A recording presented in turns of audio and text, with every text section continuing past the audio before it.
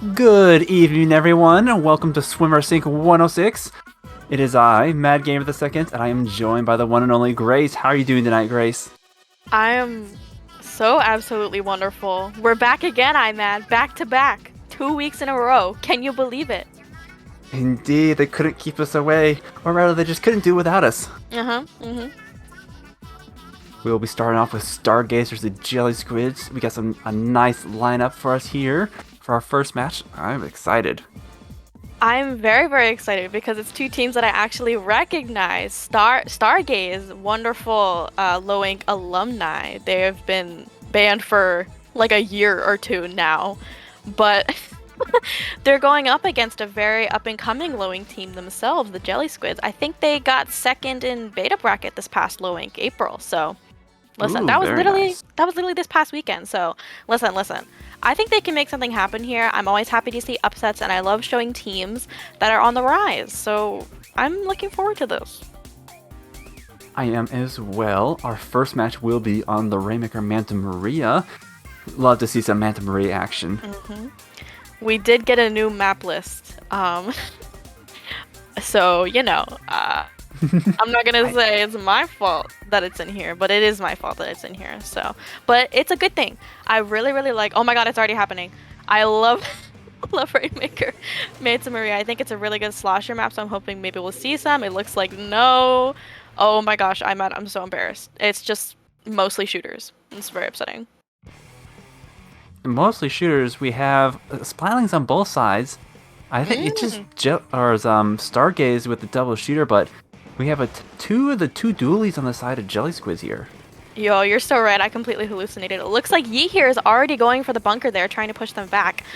Getting a splat on the Octobrush there, still sneaking up in that cut area. They're striking them back. You know, they're already here bringing this aggression. So they do get a wipe, already getting that first checkpoint here.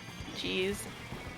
Yeah, the Splatling on top on the mast there, just covering fire. Taking out the brush from the bunker was a huge first step, and then just the ink strike to clean it up. They are going for that dunk.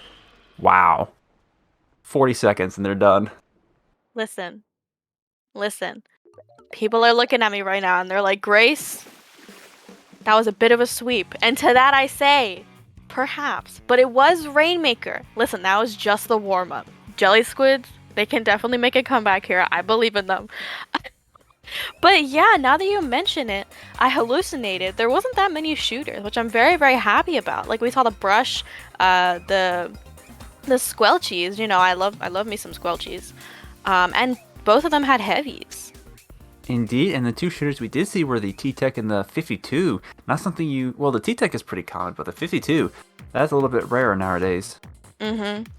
Yeah, I mean, I'm still, my heart is hurting that I guess we saw the sloshing machine, so fine, I guess that is a slosher. But I wanted to see like a tri-slosher or a slosher on that map. It's so dominant on Manta, but listen.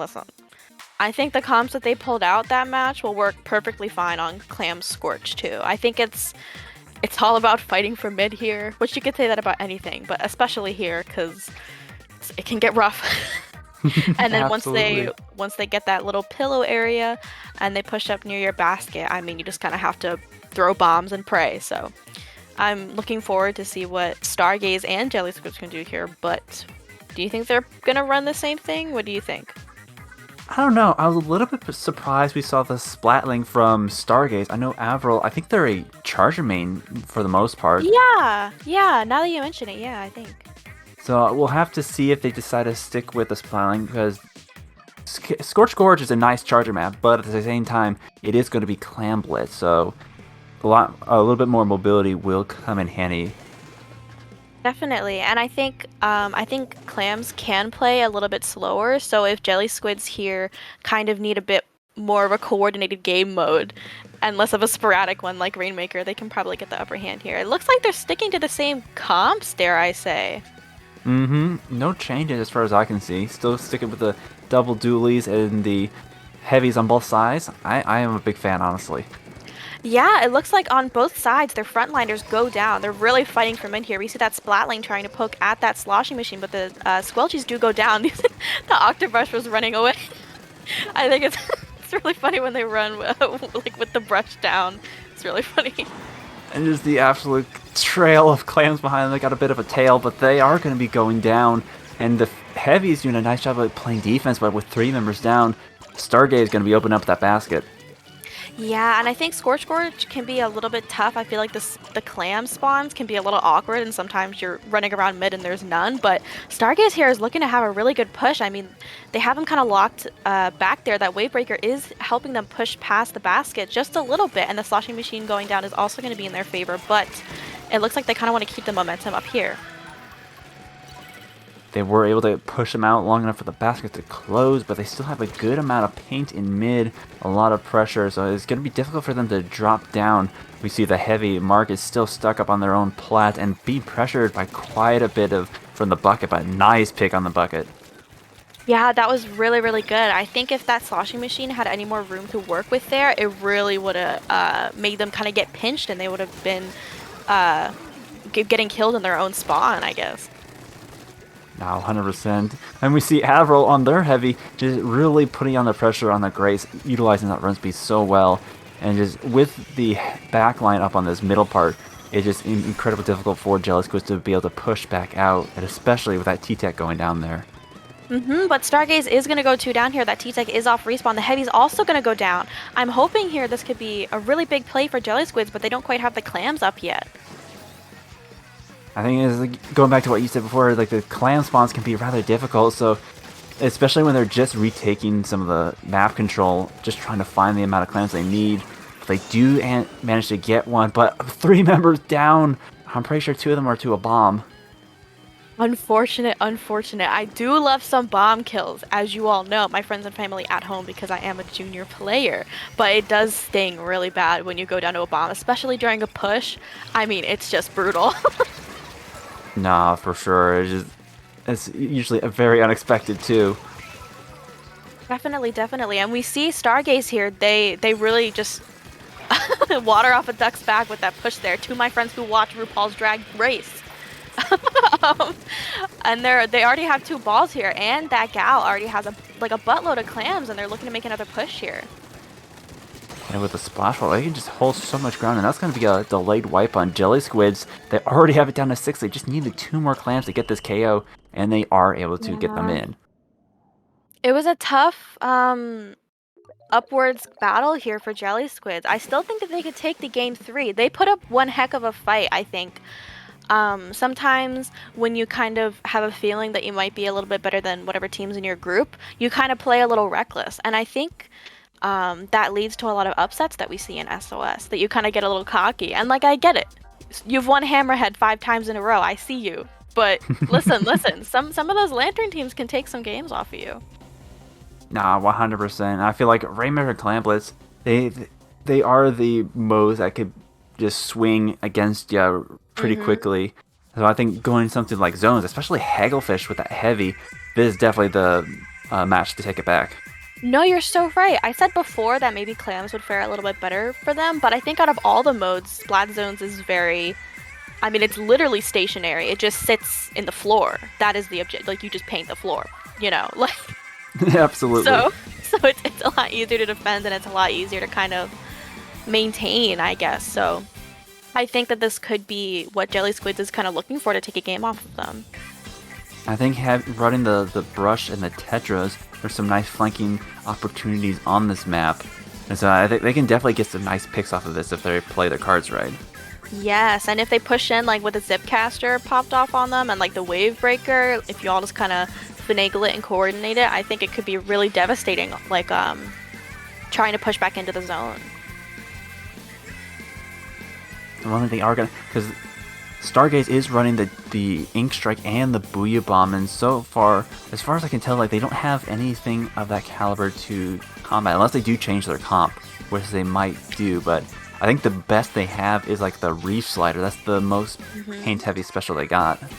Yeah, and maybe not even necessarily needing more paint with your special, but having a special that's gonna like be a tool for initiation for you, an initiation special, essentially. I mean, my team I know struggles a lot with initiation specials. I mean, I play junior. Bubble's not initiating anything at all. So it's really tough, and you know, we have a Stamper player And it can be a little awkward trying to get those specials out when you could just be using something like Booyah Bomb, which maybe it's not simple, but it's a lot more straightforward on how to, use it effectively as an initiation tool. So I think it can be really tough when you have those specials on your weapons that just aren't really doing anything for you. You know what I mean? Mm-hmm. And like Wavebreaker is excellent for maintaining space, but then when you see a Booyah Bomb getting thrown at you, you gotta move. And speaking of Booyah Bomb, we got a Hydra coming out from Mark here. I think that's gonna be an excellent choice, especially as they're running the E-Leader on Avril here. I'm happy to see the E-Leader, and I'm happy to see the Hydra. I'm interested in how those two are kind of going to interact with each other. We see that brush there schmooving all over that E-Leader, getting the eyes on them instead of the zone, letting their Tetras kind of go forward there, and the Gloogas do go down because of that. I think for the most part, especially in this opening bit, we're going to be seeing that E-Leader and the Hydra just looking for picks on the tent area. But here we go, we see the Tetras already pushing in and getting a nice pick, but do get finished off by the Gloogas. Yeet is really, really good on the Gloogas. I remember watching High Ink 1, maybe 2 or something like that, and they were on the Kensa Gloogas back in the Splatoon 2, and I remember watching them wreak havoc. So I'm really happy to see them there. They didn't quite get those kills, but they definitely pushed them back there, and it's going to be a 3-down situation for Jelly Squids, which I mean is just going to enable Yeet. We see them in there in that spawn getting some picks there with that Ink Strike too. Yeah, even if the Gloogas don't get the kill themselves, like just one hit from them and just any other weapon just sneeze on them and they're gone. Yeah, and we see this Octobrush here trying to make some money moves, and I see you in the zone. I see you, NATO. Unfortunately, it didn't really do much for them here. They still have a bit more time to push in here, getting a pick on that splash. That's like one of their main painters on that team, and getting the zone cap. I think that pick on the splash was crucial for them capping that zone there, honestly. I think that was an excellent pick, and they were trying to go for that E-Leader that was set up over there, but they were called out by the other, I think it was a splash here. Yeah. Once again, Stargaze is in control of the zone, but they do have a bit of a penalty, so that's going to give Jelly Squids just a little bit of breathing room. Yeah, it helps a lot to kind of see that penalty on the board and know that you still kind of have a chance before they KO. Unfortunately, Jelly Squids does go 3 down. That Wave Breaker probably did a lot of chip damage to help that out too. The Hydra is scrambling around trying to stay alive here, but Yeet will just not let up. But popping that Booyah Bomb, unfortunately they couldn't cancel it there. The brush does clean them up afterwards, but they still go 2 down because of it. That's not going to fare well for Jelly Squids. We're getting down to the last 20 points. We do have the Booyah Bomb for the Hydra, but they're going to be pressured back by the Ink Strike, and they're going to have to Hail Mary it just to stay in this game. It was looking like it was really, really close there, but the wipe, I mean, that just solidifies it. Stargaze, they 3-0 this set. I think Jelly Squids, they definitely put up an excellent fight for this last one. They were pretty close to hold on to it, but Stargaze, as they are low ink champions. They are pretty seasoned, so they were able to just, once they got in, they were able to just hold control way up in their plat, and it was rather difficult for them to push them back out. Yeah, I think that's not to project onto them, but that's what I struggle really bad with on Haggle. I mean, I usually go junior here, and it's like when those weapons are kind of outplaying you and outclassing you in a lot of cases, and they're pushing up onto your plat, you really need like a special, or you just need to be better in order to get them out. And that's what it feels like, at least. Or like try and gang up on them or something, but that can be tough if if Yeet is out there Booyah bombing your like top area and you just can't do anything, Absolutely, and just like the 52, just the combo of the Glucodoolies with the splash roll and just their 2-shot kill, they can hold a lot of ground just on their own, and when they're paired up with a teammate, it can be incredibly difficult to take them down. Yeah, good point. Like pairing up with a teammate, and I mean they have that splash wall, which is like a teammate in of itself, literally there to take shots for you. You know what I mean? Like it feels like you can win any engagement if you have a splash wall up. So it's a really good kit, and I'm glad that we're seeing it played more, and especially from Yeet too. I'm glad to see Stargaze back in kind of playing. It was a really good set for Stargaze, and I think Jelly Squids put up one heck of a fight, and it was a tough match for them. So I'm glad we got to see them regardless. 100%. Yeah, listen. Up next, round 2. I'm just reading the name. I really like it. Kayo Calamari.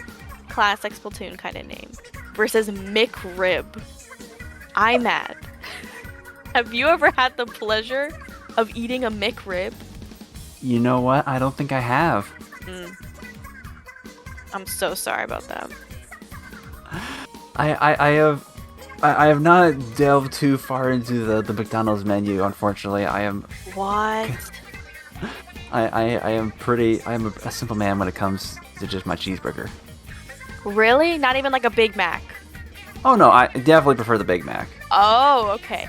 Listen, do you remember when McDonald's had the Big Mac or the Mac Jr., the Big Mac Jr.? It was like a Big Mac, but like with only one patty, two buns. Dang, I must have missed that. What? That sounds amazing. Oh, it was like, oh my gosh, was I like a freshman or a sophomore in high school? Something like that. It was a bit ago. And see, the one thing that I did want to try but missed out on was, I can't remember what it was called, but it was basically, it was like similar to the Big Mac, but it had chicken nuggets on it. What? It was like some sort of combo sandwich where like you had your burger with all your fixings, but then it had like 4 chicken nuggets and some sort of special sauce. It looked really good. That is actually crazy. I've never heard of that before. Are you kidding me? The only thing I can really stomach nowadays from McDonald's is those nuggets. So, listen. Do you have any other recommendations for me? Maybe a McRib? Apparently, because this team really likes it. So, Their chicken sandwiches are pretty darn good. Like, I love their spicy sauce. I have eaten the spicy chicken sandwich from McDonald's. I do actually like that. I lied. I do actually like that, yeah. Usually, like, whatever the sandwich, I can't... I like... It's nice plain, but I gotta have all my vegetables, my lettuce, tomato, and onion and whatnot, so... Always gotta upgrade to the deluxe. I get you. Listen. Listen, I don't know when this round 2 is gonna start. My friends and family at home probably also don't know. Sorry, I'll stop saying that. This is my favorite phrase ever. Probably also doesn't know when it's gonna start. But, I like to play a little game all the time whenever I like to commentate SOS. Which is, what is your favorite team name that you see? Ooh, that... I'll give you some time. I'll give you some time.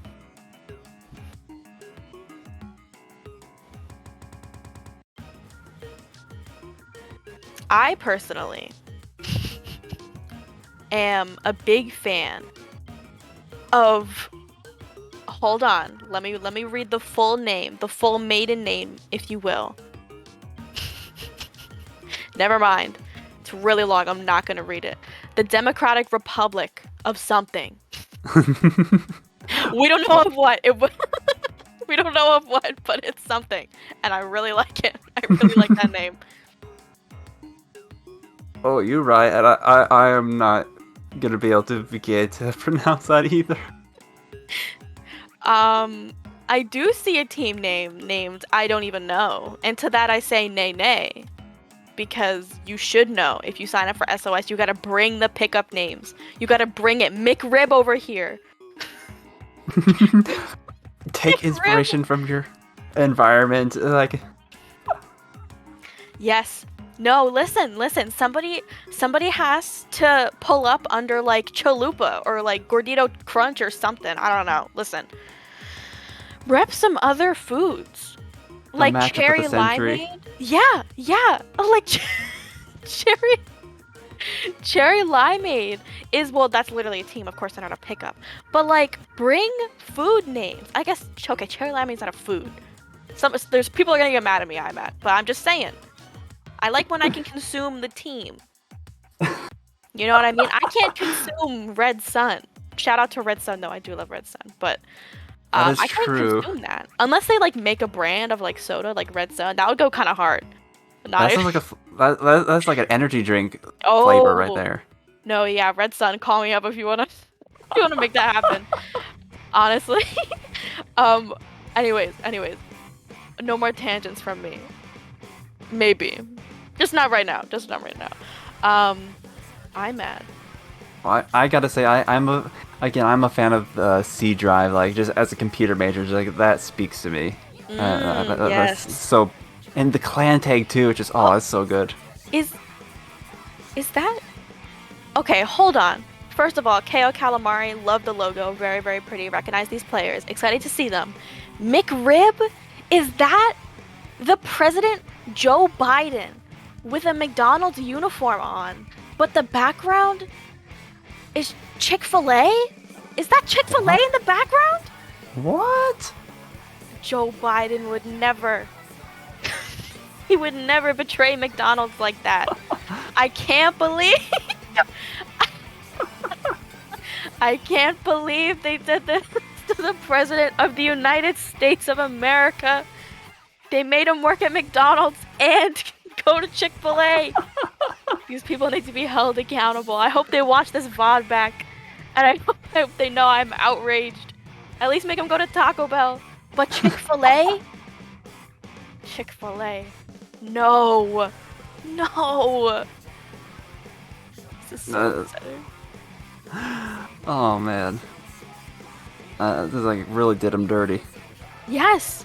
I'm so hurt right now. I don't even wanna. I have to abstain. I can't commentate this set. No, I'm kidding. I'm sure everybody would miss me way too much if I had my untimely death and had to leave. But 100%. I'm mad. I'm mad. What are you thinking? I'm of these thinking like. maps? Well, first I'm trying to decide: is that the ice or is it a ice? You know what I mean? It's like. Oh, yeah, I could never tell. People who have names that are commonly used, like the 800 storms, I just guess. At that point, I just have to guess. Like last week, the Charger. Oh my gosh, who was it? Somebody played Charger last week, and we were like, "Is this the one that's like really good?" Yeah, you know.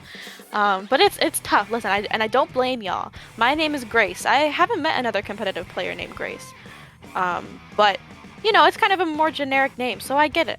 It's okay, but just like hit me up in the DMs if you're playing SOS and I'm commentating you. Tell me who you are. Link your Twitter, and then I'll follow you on Twitter. Possibly. Quite possibly. Quite possibly. But no, I'm mad. What are your opinions? Oh, it's already starting. That's my bad. What are your opinions on TC Inkblock? Go. One word. Love it. Oh, that was 2 words. That was 2 words. There's a hyphen in there. Okay. I don't think that's Ice. Does Ice play Gal? Not that I'm aware of. Yeah, I don't think so. Also, I just leche. Listen, I agree. I'm also stoked about that. It kind of looks like a bit of a fight for mid here. Kayo Calamari is a little bit afraid to push up, I feel. It looks like they're kind of all sitting on their plat and letting the leader pick them off a little bit. And by leader, I mean Ice over there on the Gal gets 2 on their plat. And now they're 3 down. That checkpoint's going to go down real easy, I'm at. Indeed. I'm just looking at these comments. Like, I'm trying to process what I'm seeing here. We have a Squiffer and a Range Blaster for the side of McRib here, along with the Vanilla Shot and the 52. And of course we have the T-Tech Splash and then a Flingza. The Flingza and the Machine. These are not your typical comps, and I'm digging it. I'm living for it. I always live whenever I see a Squiffer played. Oh, they did just die. That's my bad. I'm so sorry. Leche! I'm really Call sorry. them out, they got called out. But that Every time. they were able to get through that first checkpoint. Able to touch the second checkpoint, but not quite shoot through any of the penalty there. But now we see Kayo Calamari. They are coming back. They have some of the paint control. We'll see if they're able to follow it up. They have their specials ready to go. Yeah, I think the strike here would really, really help them push out. Oh, yep, they're using the strike. They're using that strike to try and help them get that first checkpoint there. I think moving with the tower is really, really crucial to making pushes go in your favor. That's something that a lot of people and myself are very bad at, you know? Yeah, it's important, especially pushing up ahead of the tower so your teammate who's riding can be able, so they're not like pressured quite as much as they're able to stay on the tower because bombs are not your friend. Kayo Calamari goes 3 down here. It looks like they've pretty much infiltrated their plat, but the tower's not quite keeping up with them there. This could be a little awkward situation, like maybe somebody could sneak in and flank here, but once they're in your bats, it's really, really tough. They're already pushing up on that plat too, plus that wave breaker. I mean, Kayo Calamari's gotta get a plan together. They are able to take down the ranged blaster, but they lose 2 of their members in the process. And McRib is through that second checkpoint. We'll see if the Squiffer, a nice pick by the Squiffer, still managing to hold on to the tower. And now we see Super Toad coming in with the backup, but looks like Kayo Calamari is able to stop them before they can knock out that last checkpoint. Again, it's not over till it's over, especially on tower control. Inkblot Art Academy. I did use the full maiden name. I think it's really, really tough to kind of defend on this map mode. Once it starts taking down, it really starts taking down, and you can get locked out super duper easy. Kayo Calamari does go 3 down again. A few of them are off respawn right here. Those strikes coming out to try and keep McRib, love the name, at bay, but it's not gonna work. They're making another push here. Yeah, going for the early ink strike there. They do have a crab online, but already we see McRib. They're set up on the stacks. They're already pushing the tower, and they have their specials ready to go for another push. I think Kayo Calamari has yet to be able to really get some ground to they just haven't been able to get a good footing so far. McRib just doing a good job of keeping them on their toes. Yeah, and we see those strikes coming out again, trying to kind of take back mid there, and that it does. I mean, 2 go down on the side of McRib. They do lose their splash in the process, but they still got that Booyah Bomb up. And I mean, that T-Tech's going to farm those strikes again pretty fast, so it's looking up here for Kayo Calamari. They're going to have to watch out the 52. Gotta pick on the flames, and that's going to keep their missiles out of commission for a little while. But that is going to stall out their push just a little bit. They had to jump off the tower. Now we just see the fight between the machine and the blaster. The blaster does win, but Kayo still has yet to be able to push past that first checkpoint, and we're down to the last minute of this match. Yeah, it's really, really tough. They go 3 down again. I mean, that Splash has that crab ready, and they're still kind of fighting up here in mid, looking to try and pick off that Squiffer, but everybody just kind of calls them out, collapses in on them, and they're out. Now that was unfortunate. I think the machine's going to try to come around from the side. At least a couple of fizzies are getting thrown out, but with the amount of control that McRib has on the middle here, Kayo Calamari is running out of time quickly. Yeah, I mean, those strikes are coming out trying to clear out mid there, and that it does. Those missiles, again, pushing them back onto that plat. The range blaster dies in the process. Like this... Oh! What? No! I'm mad! No!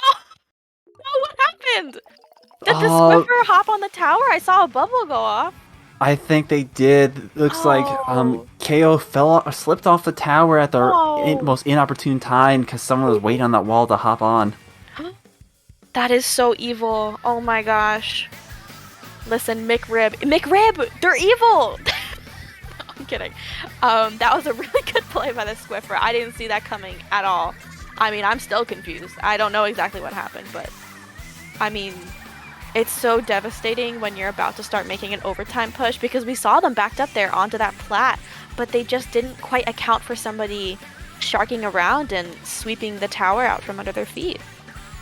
I think going into overtime with the first checkpoint, it is especially difficult. That seems to be the the choke point because you get attacked from their plat, but you can also get attacked from the side. Like, it's not until you get up into those bats that you really get your back to a corner that you can start solidifying your defenses and really get the ball going. Yeah, I mean, it is really easy to lock. I want to say it's easy to lock out on that map, but it's easy to get locked out on that map if you don't play it right. But if you're not playing the lockout right yourself, you can't even get into the position to do what they did to you, you know? Exactly. But now next up is going to be Rainmaker on Undertow. This one I have mixed feelings about. Really? Listen, I'm mad. The people loved it. Prochara said he liked it, and I listen to Prochara. Oh well, if Prochara says so, then don't mind me. Listen. I much love to Prochara. But yeah, I mean, A lot of Rainmaker maps, that's kind of what people think about them. There's always something to pick out about them. So you kind of just have to, I don't know, see the good point of some of them. I don't know. Stay positive. Alright, I will say that Rainmaker is my favorite mode for this map. It's just Undertow in general is not my favorite. Yeah, it's a little awkward. I think zones and tower in particular, those can get difficult real quick. Remember when people saw that you could shoot through the glass? Oh my goodness. That's great. Try Slosher! Oh my Ayo. goodness! Big switch? Oh no, that's crack on. Sorry. Oh my gosh. My life just flashed before my eyes. I thought Job on Kayo Calamari was running Big Swing. That's okay. Back to your regularly scheduled program. I mean, I would not be surprised. The Big Swig with his recent buffs, it can do a lot of damage to pretty much everything that's not a player. And then with the Ink Vac on top of that, that is like prime Rainmaker defense right there. Fair enough. Fair enough. They kind of go 1-1 here, trading out a little bit. It looks like they kind of want to push up a bit to that left checkpoint, which is usually the route that you go there. Unfortunately, I mean... Oh, actually, they kind of got dabbed up there. Listen, legit. On the Squiffer. Saying their name. On the Squiffer. It looks like Kayo Calamari wasn't expecting them to push that left air. Oh! Oh! Like, oh no. Oh. The unfortunate swim. But, oh, that was a nice double right there. McRib still in control and able to continue with the Rainmaker push here, which is the splash is going to be stopping them. Oh, and the splash and the T-Tech there trade out, or excuse me, the shot trade out there. But McRib is still really pushed up on that right side for Kayo Calamari. I mean, it's kind of all about getting your paint control back and pushing up the Rainmaker if you can. Letting it reset can be tough if they still have control of mid, which, as I just said, they do still have control of mid here. So letting it reset there, it's a tough decision to make. And considering the lack of distance that Kayo Calamari has here, like, the Rainmaker is pretty much the longest range weapon on this map, and you're essentially giving it back to the other team. Yeah, good point. Honestly, it can really be used like a weapon of destruction. Speaking of weapon of destruction, I see you over there, Job. Yeah, boing. Go to that Kraken. That Kraken POV there. I think they got a pick, and now they get another pick here on that Gal, which is really, really crucial for them. It looks like they might be able to make a push here on this left side since they've painted so much of it. They're able to take down two members of McRib. They just need... Oh, no. It's just going to be the bucket remaining. They're going to be going up against a 52. If they are able to clutch this, so that's just going to keep them at least a little bit in control, allow their teammates to push back in. But that is going to stall out their pushes by a little bit. They're going to have to build up their specials, get past McRib's defenses. Yeah, I mean, when you have a lead like McRib has right now, it can be really, really tough to kind of get past the mental barrier of being like, oh my gosh, we basically have 2 checkpoints to get through on the side of Kayo Calamari. Yeah, and with that lead, getting past the slicks, it is going to be difficult to top that. Getting like the first checkpoint, you kind of expect it with this amount of time left, but yeah, getting up past the point that McRib was able to get to is going to be tough for KO. Yeah, and we see that Sloshing Machine is willing to take that risk. Oh, that was a really, really good push there. Getting that far up the ramp is nothing to scoff at. And I mean, that Squiffer does unfortunately snuff them out there, but it just goes to show that I think Kayo Calamari can still make something happen here. There's like 2 minutes left in this game. Which is plenty of time in Splatoon time. We'll just have to see if KO is able to hold their ground. It's just going to take a one unfortunate wipe, and McRib will have the advantage again. Yeah, and I mean, it can be really, really tough here because I think you kind of have to play for picks a little bit, but you can't play for picks if they're like outpainting you. It's just a whole thing, and they have the lead, and it's a whole thing. Those strikes coming out is going to help them push up there. That the try going down and the shot going down. They're 2 for 2 right now. The cooler is going to allow them to come back though. So the effects of that 2 for 2 are basically nothing. I mean, that definitely worked out in McRib's favor, and already getting several more picks on KO. So now they're going to have a solid control of mid going into this last minute. KO is going to have to bring something together, get their specials back going, and just, yeah, they're going to have to get a couple of picks if they're going to want to continue past this. Yeah, I think it's really interesting there that McRib hasn't popped the Rainmaker. They haven't left it since that push, and we see Cactu on the T-Tech there trying to take, excuse me, not the T-Tech, on the splash there, trying to take advantage of that, but now it has popped to try and reset it, and that Kraken is running at them. I see you, Job, on that Kraken. But it's going to be kind of tough to take the Rainmaker back. They actually get the pick on the Rainmaker! That's really, really huge. It just goes to show that it's really not super safe to track the Rainmaker back into your spawn. It is, yeah, it is never completely safe, but with the Rainmaker back... Okay, then. Are you kidding? Oh my gosh. Out of the corner of my eye while you were talking, I saw that they put out those strikes, and you know, after that strike buff that happened, what feels like a million years ago, it is like impossible to not die to a strike if it's even 1 inch away from you. I mean, and it just instantly popped that shield, and because they were on that platform, they made the jump onto that pedestal, which is, I bet McRib is really upset at that player that ran it back to their spawn there. But listen, this goes to show, I'm wagging my finger at y'all right now. Look at me right now, including you, Imat, and Boing, who is streaming right now. Thank you, Boing. Don't run the Rainmaker back to your spawn. Always run it forward, because if they had just dropped it there, that push wouldn't have been possible. It's really unfortunate, yeah.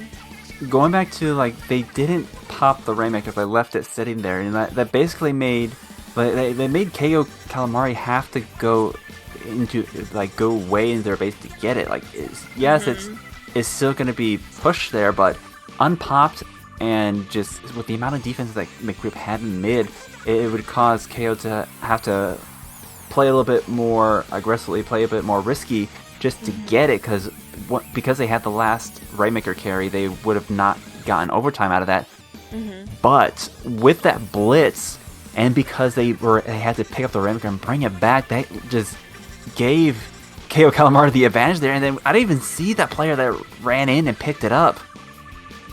Yeah, I mean, as soon as that, they probably came across the little grates. You know what I'm talking about? The grates area that is like, you can pop up on. Yeah. I mean, again, it just goes to show, you think you might be safe when you hike that Rainmaker back to your spawn, but I guarantee you, you are not safe. When that adrenaline kicks in, because you see them go back there and you're like, I can pick them off, I can get them. I can get the lead because they took it back to their spawn.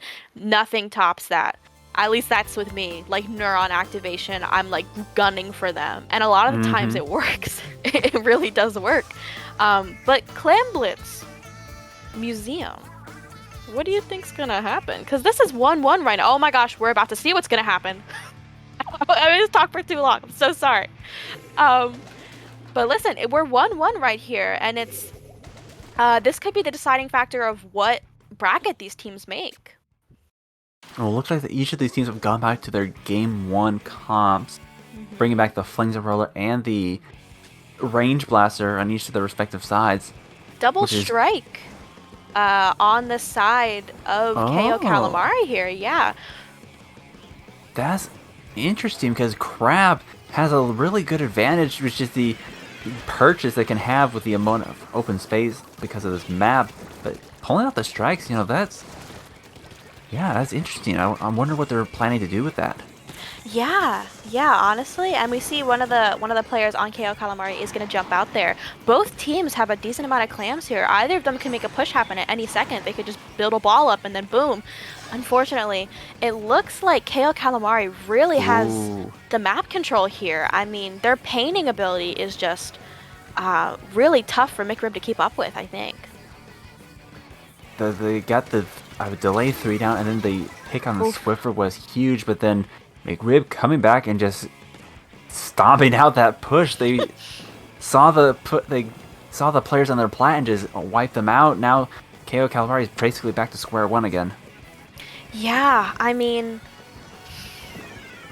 dang, that's really, really tough. Those strikes coming out, going to push them back. That bubble up on, I see Tiger here trying to make a play happen. They're sneaking around mid here with that strike almost charged up. They're kind of getting pushed back a little bit though. But that still opens up an opportunity for Kayo Calamari to kind of win mid back here. And we know that they're capable of it because of that high painting comp. We just see the Squiffer just poking at them, waiting for them to step a little too far forward. They are able to pick off the range blaster there, but McRib now has a super clam in their possession. We did see that the clams they were all a bit picked up earlier, so it just took a minute for them to respawn. But now McRib, they're pushing up. We see the ink strikes ready to go. If Kayo Calamari isn't able to hold this line, we might see the first points on the board. Yeah, and it looks like the strike, they striked twice in response to that, the one strike on the side of McRib. And, oof, it kind of looks like they aren't quite deterred here. I mean, they still are in a really good position to push. We see that Squiffer putting up a bubble there on that ramp, too.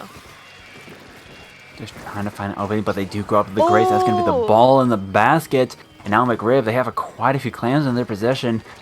And then no specials to keep them out now. Oh no! Kayo Calamari, they wiped.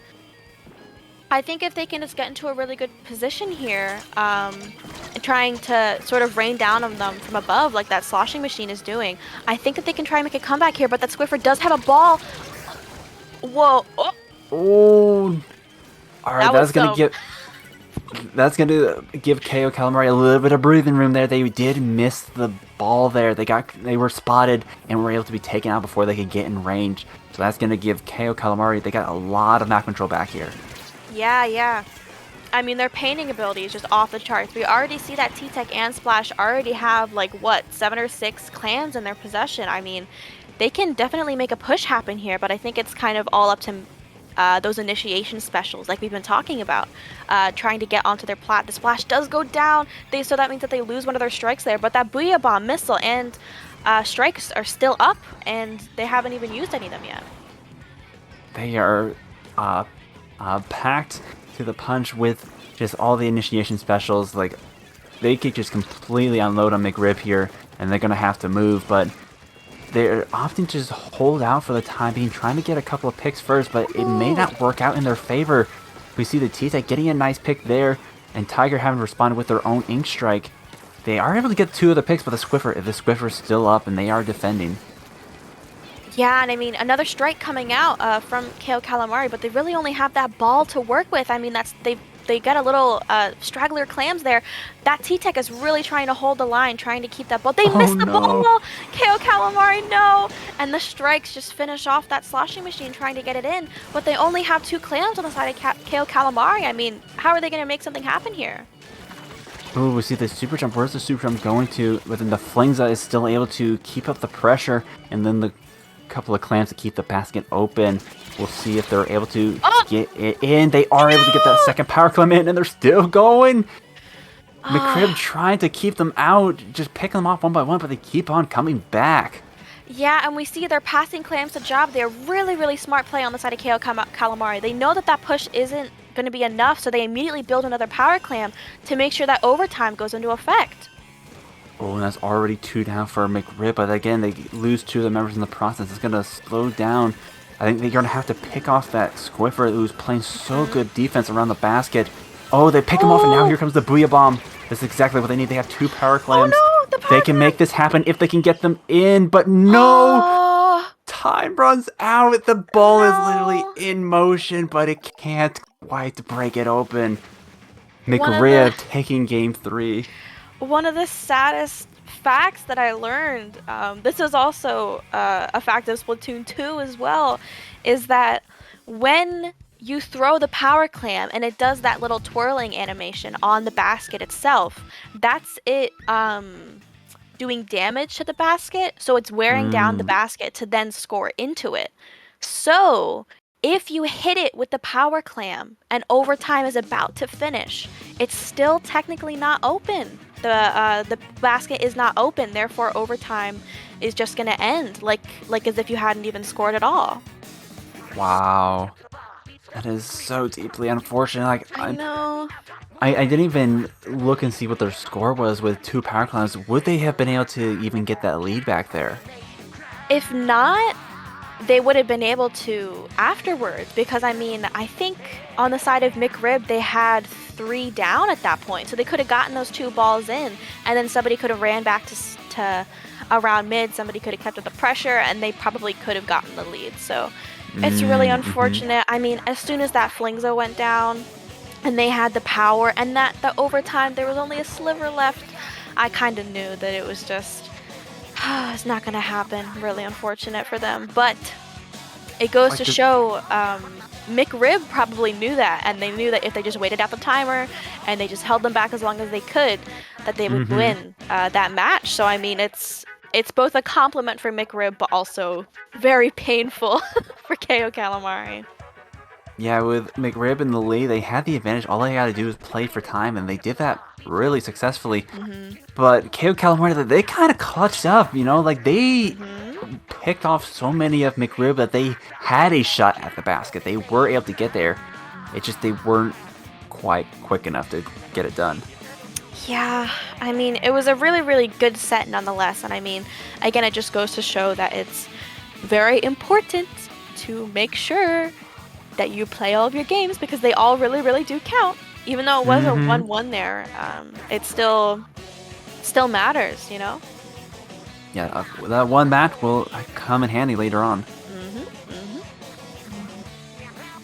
Mhm. Okay, I am a big fan of these next two teams, Duck Horizon, and no, this is Patrick. No, this is Patrick. Ah, so good, so good. Oh, and I see that Flounder has still survived in the map pools. We're gonna be seeing Flounder zones for our first match in our next set. Mhm. Listen, people. Listen. Every time I think I know something about maps, people tell me other things.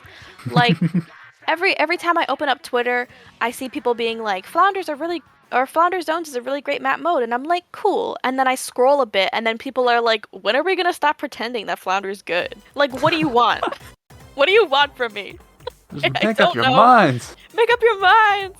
So it's maybe this is controversial. I don't know. I can't tell anymore. I'm mad. I'm done. I can't do it anymore. We're just gonna have every single map as Flounder from now on. Are you happy? Yeah, honestly, yeah. I'm just. I think, I think both of these names are really, really great. Um, and I love seeing team names. I feel like Duck Horizon's a team. I feel like I've seen them. Weren't they in last SOS? And I feel like they have a team tag, but they don't have an icon for their team. I think so. I'm just gonna stop. What do you think about Splat Zone's Flounder, though? I'm mad. What do you think? Mm, I don't know. Like Zones Flounder, I like. It is not my favorite map mode, but it's still like one of the good ones. I'd say like it's definitely better than Spillway. I'll say that Flounder is ranked higher on my list than Spillway. Listen, nobody's gonna argue with that. I think. I don't think anybody's trying to argue that Undertow Zones is better, but uh, I think Flounder Zones offers a kind of different play style that you kind of have to go through. Like Mm-hmm. in a lot of cases, you can kind of bulldoze your way through mid, I guess, if you're like better, like if you're Mm-hmm. strong enough. But I feel like going through mid most of the time, which would be the ramp here on Flounder, is kind of like a death sentence. So it's like, get creative, do something Mm-hmm. else. And I can admire it for that, you know? I would say like with a lot of my maps that I dislike, usually I dislike them because I haven't played enough on them. So once I start playing them, like that's Muscle Forge from Splatoon 2, or yeah, Muscle Forge. That was one of my least favorite maps. And granted, they did do a major rework on it, but I think Hmm. Flounder. I've been playing Flounder a little bit more lately, and so it's grown on me. It's grown on me. I'm glad to hear that because we are gonna have to watch it, so Oh, maybe it'll grow on you even more. watching it's a whole different story. Like I have no problem watching other players suffer. Honestly, yeah. Yeah, that was how I felt with Blackbelly. You remember the lovely map from Splatoon 2, Blackbelly Skate Park. I loved watching sets of Rainmaker Blackbelly, but everybody hated it. Everybody hated it so bad. I actually liked Blackbelly Zones, but people hated it so bad. People were throwing rocks through my windows. Like, terrible. Well, yeah, Black Belly was not on my list of favorites either, but Wow. I was definitely not throwing rocks at your window. I will say that. Okay, well, thank you for that. I didn't need any more rocks. or boulders for that matter. Oh my goodness. But thankfully that has not happened yet, perhaps. But I'm still very excited to see what they kind of pull out for Zones Flounder, because I feel like it can, there can be, I like the little Patrick, for no, this is Patrick. But I think it can be a little varied. Like you have your, sloshers, tri-sloshers are really good because, you know, the walls. But then T-Tech's really good because of the walls. But then this is really good and whatever Wave Breaker. And it's like, well, then what should I go here? And it feels like you have a lot of good options. You know what I mean? Exactly. And I'm seeing what you were talking about with the clan tag for Duck Horizon. That is really good. It's really cute. It's a little duck. I want everyone to look at it right now. It's a little guy and he's going quack. Quackity quack. You were required to look at it. It looks like Mr. Mudcup has the eyebrow of the duck because, as we all know, the slanted line over the O means that it's an eyebrow for the duck, or perhaps a tuft of hair. Yeah, I was looking at a tuft of hair. I will accept that. He just combed it a different way than the rest of the ducks. No, you're so right. Oh my goodness, and then we have Patrick on Team Note. This is Patrick. I'm loving it. Listen, I hope Patrick gets their few minutes of fame here. I think it's a really cute name. I like when pickup names are very cute, so I'm all down for this.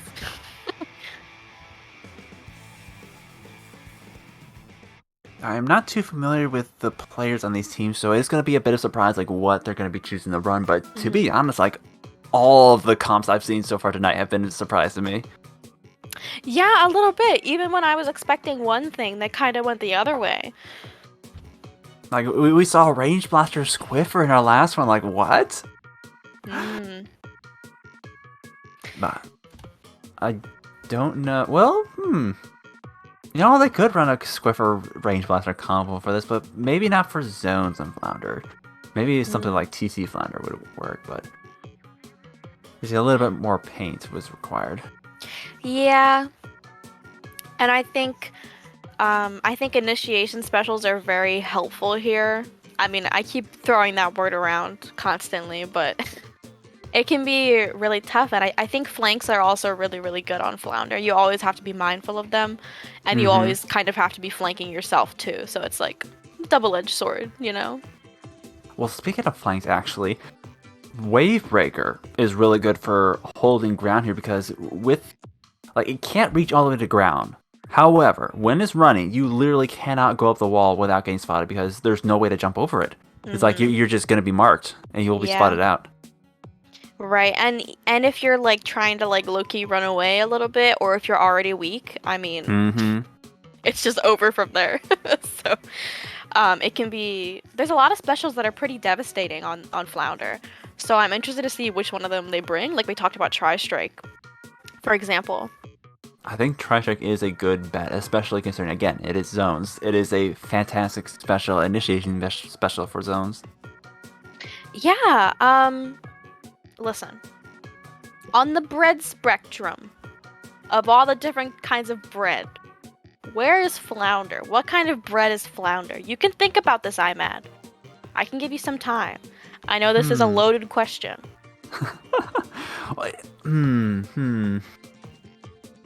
I don't know if this is accurate, but the first thing that popped to mind was like a whole wheat bread. Okay. You know, it's like it's not hated per se, but it's like it's a very divided crowd on who likes it, who doesn't like it. I didn't know that people felt that way about a whole wheat. What did you say? Yeah, it was whole wheat. Yeah. You know, I didn't know people felt that way. I don't know. It's like you have the one side that like they don't mind it, but then I know there are some people who are just completely about their white bread. Listen, I get that, but I feel like what's something weird to put on bread? Pickles. No. Pickles. Wait, what Pickles did you pretty just common. say? I said pickles? Like that's pretty common for on bread. That's what I was gonna say. Did you say packles? No, it's Did you Patrick. say it a little funny? Stop it! Stop it right now! Oh my god! I thought you said because some people say like packles, and I was like, no, I'm no, mad. no. I'm mad. We're not about to have an argument here. I don't know. What's something weird you can't put on bread? Oh gosh, I feel like anything can be a sandwich. Honestly, gosh. yeah, like This is upsetting. it's not like pizza. There's literally anything you can put on a piece of bread. Okay, I feel like Flounder Heights is like when you open up a fresh loaf of bread and you start cutting it, and then you look away for a second and you look back and your cat got like a single hair on it. And you're like, this might be a little weird now. Am I still supposed to eat it? And it's kind of a little awkward. And I think Flounder kind of sums up that awkwardness, the weird cat hair bread. That's the vibe. That's the vibe, I think. Huh. I don't think I would have thought of it that way, but I can see that. I can definitely see that. Yeah, I am definitely the one who would just flick the hair off and keep on cutting. Yeah. And some people would blow up. And it would be over for them. Throw out the whole loaf of bread at that point. The whole loaf. One time I was cutting up a loaf of bread, and my bird was there. My lovely bird named Buttercup. And I think she ate all of, like, the crusty part of the bread. You know what I mean? Not like crusty, but, you know, she's a sucker for everything. So she'll just eat anything. Speaking of eating anything. Flounder Heights, Splat Zones. Interesting. We are seeing a Tri-Machine Rush and Custom Junior combo versus a Ballpoint, also a Tri, and then we're seeing a Squeezer and a T-Tech. Once again, just going off the books for our comps, and I am once again digging it. I'm here for it. I'm mad. Not surprised by the T-Tech, the Tries, and the C Junior, though, because all of those specials and main weapons are kind of suited to this map. But it looks like Duck Horizon here is kind of struggling to keep up. I mean, they go 2 down. This is Patrick, does go 2 down themselves, and it's kind of a weird neutral state right now.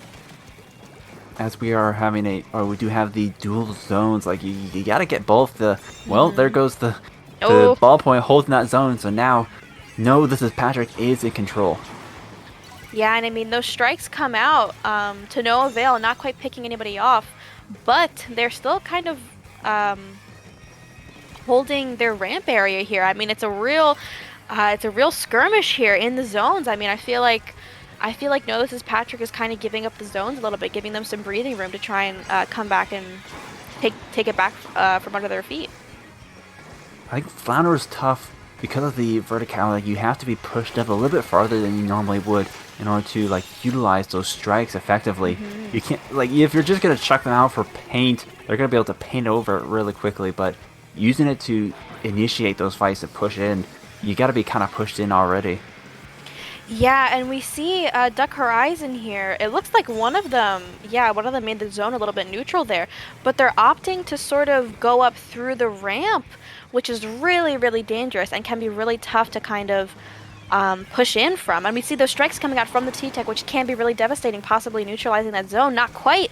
The Ink Brush and the Tri-Slosher and the Sloshing Machine do go down there. Nicely done by Duck Horizon. It looks like they're going to be able to cap these zones and start pushing themselves. Yeah, that was an excellent push there, but they didn't account for the Custom Junior taking out the Squeezer, and they're just going to be sitting in their backyard, just terrorizing them from the back with the torpedoes, and now that's going to be 3 down on Duck Horizon before they can even get something going here. The Junior just coming in clutch, staying alive. Yeah, I mean, they're pushing up here, and I mean, as a certified Battle Junior myself, maybe not the best play, but I appreciate it. And it looks like, again, they trade out 2 and 2. They're pretty evenly matched here right now. I mean, we see that cooler, which is going to allow them to kind of push back in even if they go down. That Inkjet coming out from the Ballpoint, trying to make something happen here in mid. They do get picked off by the Sloshing Machine. Nice shot by Jed, but... And now Duck Horizon goes 2 down themselves. I mean, that Ballpoint's off a respawn, and it looks like This Is Patrick has a solid hold on the zone. They do indeed. They just completely countered Duck Horizon's efforts to push back in. Like the clutch Inkjet, to avoid the Booyah Bomb, did get shut down almost immediately by the machine. And once again, they really only have the ramp to push up on with No, This Is Patrick pushed so far into their base. We see the machine just up on the left side there, just cutting off the flank there. And with 10 points remaining, No, This Is Patrick has such a huge advantage right now. Yeah, that inkjet does get a pick there, but unfortunately they kind of get stuck under those grates. But once you're an inkjet, you can't help too much with painting anyways, even if it is 2 zones and then the zones are a little bit smaller. I mean, that was a tough match. I mean, I feel like, excuse me, No, This Is Patrick kind of read all of the moves that Duck Horizon was trying to make. Yeah, I have to agree, and again, just not taking them completely out, forgetting about the junior, and the junior even got 2 picks on them before their team was able to come back and respawn, and that just completely broke down their whole zone. Yeah, I mean, battle juniors are tough because they know that they are usually at a disadvantage because, you know, junior, not super great at slaying. Well, let's just say that, but that doesn't mean that they're still not very resilient and persistent and dead set on slaying anyways. So, quite a fearsome foe. and that can just play into your favor because opponents will underestimate you. They won't expect you to come around and be the one flanking. It's like, you never expect the Hydra flank. No, no one expects the battle junior. Nowadays, maybe a little bit you do, but speaking of battle junior, I feel like tower control Hagglefish is a pretty good map mode for battle juniors. I mean, you get the bubble on the tower. If you don't want to be the one riding tower, so you have a backline or something like that, you can push up with that bubble, push up onto their plat, and allow your front lines, assist your front lines in to kind of push them back and lock them out. I mean, it's a good vanilla junior map, I feel like. Indeed, I think with the amount of aggression that No, This Is Patrick has been running, like, they could certainly do some excellent work on here. But at the same time, with tower control, having that Splatling player could come in handy. And even if they're not, like, typically a Splatling player, Charger as well is incredibly dangerous on this map mode. Yeah, especially if they're kind of trying to get into that first checkpoint, not even quite getting to the first checkpoint, but breaking out of mid is really, really tough if their backline is up and on that little tent area, as you can see in the lovely sliding preview that we have of the maps in our graphics. That little tent, you see it right there? See it right there, that little tarp little thing? Yeah, that thing. Yeah, it's tough. That is a backline's little nest right there. You will always find them set up there in the first part of the first phase of a push. Yeah, and I mean, even if you start to think that you're safe, you're probably not. They're still gonna try and get you. So I feel like getting that first checkpoint, or just getting through mid in general, kind of has to do with knowing how to answer the question of, can I either kill that backline or get them out of there? Right. Oh, we're sticking with the ball point, but bringing out the Stamper. The Stamper Splatana.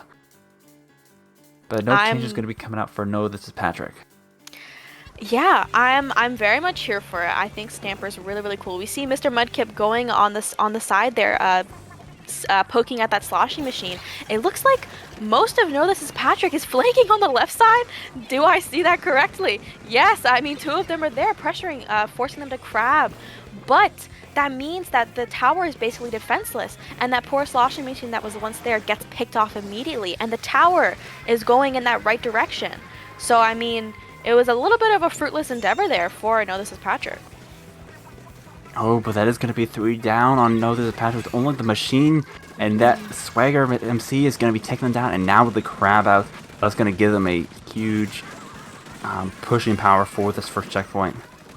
Yeah, and I mean, you saw everybody kind of duck and hid from that crab there, and I mean, that's kind of the best thing you can do. I mean, if you're not giving them anyone to shoot at, then what are they going to shoot at? Oh, but the Zuga canceling out the Booyah Bomb, that's gonna stall out that push a bit, waiting for the Inkjet to come back. But no, the Stamper is able to defend it. They're still up and running. Yeah, and I saw Armada there. They were doing that silly little thing where you hop up on something high with the inkjet and then you shoot down like rain rain down below to the poor people that are under you. So I see you there. I see you with those really nice inkjet plays. Yeah, that was something I was noticing in the early beginning of this match. And I didn't take into account, but the inkjet sets up pretty well on this map. Like as you said, there's a lot of places for it to get up high and just rain down. But now this is Patrick. They came back from that 3 down, is slowly pushing their way into Duck Horizon's base, and with the 2 down, they are getting a lot of map control out of this. Yeah, and it looks like one of them does get the jump out there. I think that was Jed. But unfortunately, I mean, they're still kind of pushing that tower here. If they do get that first checkpoint, it can be really devastating, I feel. Ballpoint getting a trade.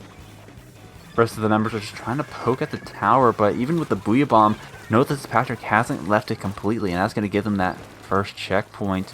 They're slowly inching their way to the second one. They don't really need a whole lot to get the lead back. They just need that they're a point off. Yeah, with 2 Ooh. members down, that's going to be the lead for No, This Is Patrick. Yeah, and I mean that Stamper was trying. We saw that Stamper was trying to make something happen flank-wise, but really you just kind of have to play together at that point because if one person strays off of the tower, that's no skin off of their back. Exactly, exactly. No, so they are starting to bring it together, but the Splash is one of the few remaining, and they are going to be taken down. This is not a position where you want to start staggering in. Like, yes, it'd be a little bit of aggressive to take out those picks, but you don't want to get wiped out. Yeah, and I mean, No, This Is Patrick is one of their players is off respawn jumping in. They do get the safe jump in. It looks like they're probably going to back up a little bit here. Maybe try and keep this push going. The sloshing machine does end up going down. Mudkip. The Ooh! Stamper getting a little bit of a trade there, and it looks like this might be Duck Horizon's chance to try and make a counter push happen. Yeah, stopping them before they were able to get through that third checkpoint, it was huge, because again, that's just going to give them a little bit of a buffer, so when they know this Patrick does come back, they still have to get through that last checkpoint before they can finish out the game. But we are getting into the last minute, and Duck Horizon still has to get through their own second checkpoint, and with a wipe like that, that's going to set them back.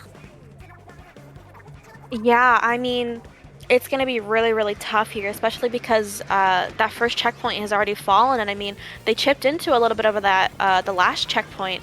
And oh, that Zuka from Nick was really, really crucial to getting that ball, the ball point there, I think it was.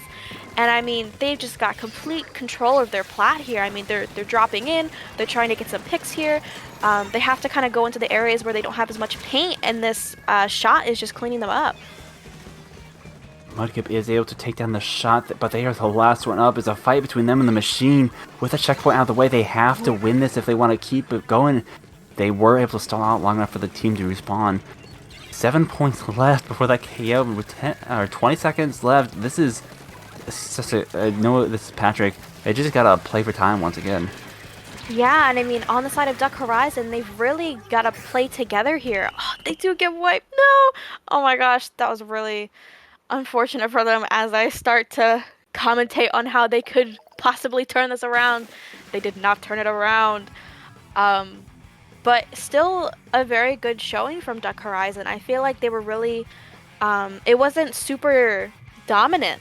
I feel like Duck Horizon could have still had a chance there, but they just couldn't quite make ends meet, I guess, on their defense.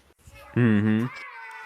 They were pressed for time, and they had to make something happen. But at the same time, like, they didn't really panic. They didn't just rush in blindly. You know, we saw the Stamper and the Machine. They were making some plays. They were getting some nice picks, but just the constant jumping back in, pushing up by No, This Is Patrick, just like wore down the defenses over time. Yeah,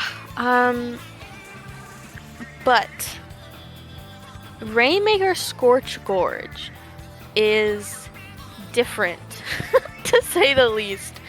I feel like Rainmaker in general is very different, but I think Rainmaker Scorch Gorge can be awkward as well. It kind of reminds me of Undertow a little bit, to where it feels like one of the routes is like everybody's always geared up to defend it, and that would be the Greats. on Scorch, and then that would be like the closer checkpoint to mid for Undertow. And then there's the other route, which would be the pillow for Scorch, and then the like left farther area Right. on Undertow. And I feel like it's very awkward if you're going against a team that is always checking for the just in case route for the Rainmaker, because you can't really make anything spicy happen. But I think if Duck Horizon wants to make a spicy play here, that could probably save them the match. I think that's kind of what they need here. I just had an epiphany. Do you know what Scorch Rainmaker reminds me of? It reminds me of Hehdhdud Rainmaker with the cheesy grates to the left.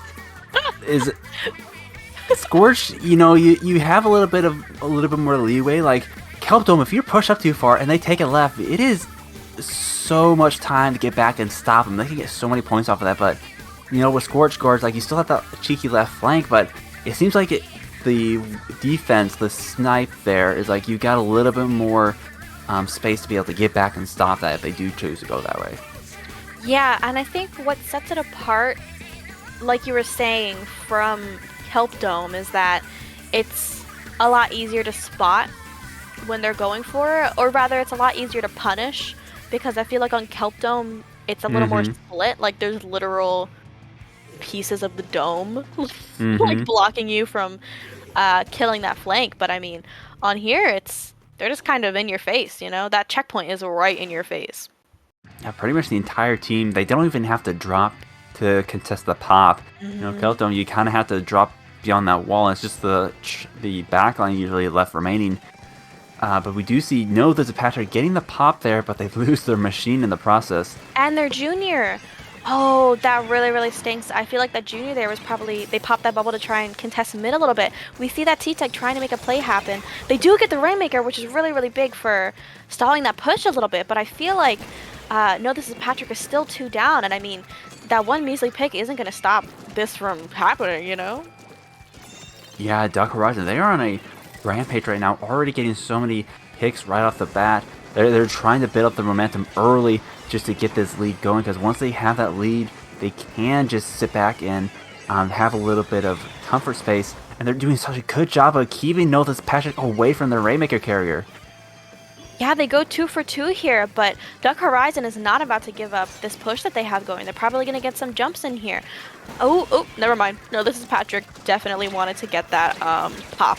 And it looks like Duck Horizon really got pushed out of there. And I like the play from This Is Patrick here to pick up that Rainmaker. They're trying to take the aggression into their own hands, using the Rainmaker as a weapon, and trying to get that first checkpoint themselves. The Ink Strike is going to cut them off from the rest of their team, though. Really, really good Ink Strike there from the T-Tech on Duck Horizon, but it doesn't stop that checkpoint. Oh, no, it did. It did stop that checkpoint. It did. The Ink Strike slowed them down, and with Mud kept coming up to just stop the carrier. They are going to be pushing in. Oh, but they pick it up. They reset it, so they couldn't get the checkpoint, but that's going to sacrifice half their team just to do that. Interesting play there. I feel like people don't really reset the Rainmaker anymore. I feel like it's a little taboo. Like, usually your teammates are like, why did you do that? And we see on the side of Duck Horizon, they do go 2 down. So it feels like that reset there was kind of... Oh no! They don't know that they didn't get the checkpoint! Oh my gosh! The junior on the side of This Is Patrick doesn't realize that they didn't get they didn't get the first checkpoint. No. So that entire push meant nothing. No! Oh my gosh! That was such a good push too. No. Like that would have been so many points, but they forgot the checkpoint. They literally had to walk past it, and they didn't even realize. Oh no! And on your screen, it like blares at you like, go to the checkpoint, go to the checkpoint. But I get it, the adrenaline in that moment, you just do not read. Your neurons are not activating. I'm very guilty of literally doing that situation myself. So I feel for the junior on the side of This Is Patrick. It looks like they're coming back up to try and get that checkpoint. They technically have the numbers advantage here. Yeah, get up the checkpoint. Yes! Yes, they redeemed themselves. They died after the checkpoint was hit, so hopefully we can see another push come out from This Is Patrick, because we know that they're capable of it now. Yeah, even when they were pushed out of the spawn. Like, they still had a huge amount of paint in mid, so they were able to just grab the Rainbow and keep coming back. But that is still a 1-point advantage for Duck Horizon, and they are going to be picking it up here and just completely stalling out that push. We'll have to see if they're able to push it even further, because know that Patrick is set up. Well, I say that they take down 2 members successfully, and now it's just the bucket over in that corner. Yeah, but that tri-strike is sanctioning off the Rainmaker from their team again, as we saw Duck Horizon do to them. No, this is Patrick picked up on it and kind of did it in their own way, which I think is a very, very smart thing. Adapt, overcome, improvise, other things. You know? Now the tri-strike, it does a lot more damage than you expect, so even if you're like on the fringe of it, it can still take you down. Well, once again, note this is Patrick, 2 members down, 3 members down now, and Duck Horizon is still trying to push that advantage. It's going to be tough here. I mean, on paper, know this is Patrick does have the numbers advantage right now. The sloshing machine is about to respawn. Oh, nice pick on the ballpoint and the squeezer. If they can get that pop there and just try and push up a little bit past that checkpoint, they can get the lead, and from there they can try and defend it. Oh, Hammer comes out, does take down the machine, but Swagger coming in, getting a nice double, including the carrier. So now it's just the T-Tech Nick with the defense here, just trying to get some paint and keep the Rainmaker in their color. That's really tough. And I mean, we saw the momentum kind of leave them right in front of our eyes. I mean, it's going to be really, really tough here. We can tell Duck Horizon is pretty much settling here to keep this push. We know that they're probably not going to make another push here. And I think, no, this is Patrick. This is their only chance to sort of make something happen. Oh, just before it reset, Nick ends up grabbing it. And the Booyah Bomb is really close to picking them up, but doesn't quite get them. And Duck Horizon, one of their members is off respawn, still 2 down. They can for sure get past this checkpoint, and they do! Bro, that was so good. It's a really good comeback for them. I'm happy to say that. No, this is Patrick does 3-0 this set. That was really good. That was absolutely the redemption that they needed. Like, if they went down losing by that 1 point there, that would have been because they weren't able to get the checkpoint earlier, and they made that entire journey for nothing. But they were able to bring it back and get the 1 point that they needed to take this third game. Yeah, that was a nail biter, and I'm notorious for biting off all of my nails, so you gotta keep these kind of games away from me. But I'm surprised you have any nails left after that game. Yeah, barely. It's down to the little nubs of my fingertips. But I'm mad. I do want to take a little look-see at how other teams are kind of faring in pools here. I mean, we see Orca Balestra wins against Runback here. I know Orca Balestra because they play SOS quite a bit. So I'm happy to see that they... I mean, I don't know how they did in the rest of the group, but they won against Runback, so proud of them. Proud of them. Indeed. I'm seeing a lot of other familiar names going 2-1, 3-0. I think we're going to have a pretty stacked top cut, but unfortunately I do see C-Drive there going 0-3 to, I think that's Hater? I think that's how you pronounce it? Quater? Hater? I don't know. Cat, I don't know. Something like that. Something like that. And shout out to the Night Sharks for taking a game off of Catnip there. I believe this is the Night Sharks from CCA Div 1. I would say the pleasure of facing them in my group, but they sweeped us really bad. They're really good. They're really good. Listen, I guess I will say I had the pleasure of facing them in Div 1. It was an honor, but maybe less pleasurable. Yes, they're really, really good. So I'm happy to see them tonight in SOS. I'm happy to see them representing, unless that's not the same Night Shark. Then that's very embarrassing. Nobody. In which case, never mind. In which case, never mind. And in that same group, Group P, Stars Align takes a game off of Los Inklings. I mean, we've seen Los Inklings a lot in SOS, and I feel like they've been around for like a long time. I think Kraken Mare subs for them sometimes? ? But regardless. Really great from Stars Align, more of a newer team, kind of taking that game off of them. You know, we love to see it. All games count. They do. Absolutely. Oh, we do see McRib. They go 0-3 to TatsuGAYri. Very unfortunate. Yeah, I mean, I love TatsuGAYri. I I'm happy that they keep coming back to SOS. I love my SOS regulars, even if you're just a player who plays a lot of pickups for SOS. But teams especially, it means a lot when y'all keep coming back. So thank you, TatsuGAYri. And also Sanctuary, shout out to Sanctuary too. I saw them. I think they won their game, question mark. I think Persistence took a game off of them in round 3 of pools there that we just saw up on the screen. But I'm mad.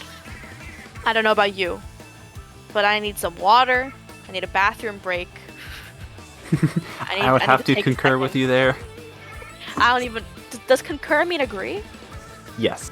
Okay, yes, thank you. It does. I'm in college. I don't know why I can't. I'm just... Brain doesn't compute sometimes. It's okay. It's okay. I am in the habit of just throwing out big words. I don't even know what half of them mean. It's fine. Like when people say kerfuffle. Like, sure. Whatever that means. like okay, like yeah. totes, bro. I concur. I concur. Terrible. Terrible. But that we are going to be going to a short break. We have Top Cut coming up next. If you thought these games were exciting, you ain't seen nothing yet. Listen, I very much agree with you. I think Great White is a great showing of some up and coming projects in the scene. I feel like when you win SOS, got to get top 3, something like that, it really shines a bit of a spotlight. And when you can do it consistently, I mean, it gets you some street cred. And I'm happy to provide that for people as one of the heads of SOS. So, we'll be back. So, I mean, you can go somewhere. You can also take a bathroom break with us. But come back, please. We'll miss you. I'll miss you. So please come back.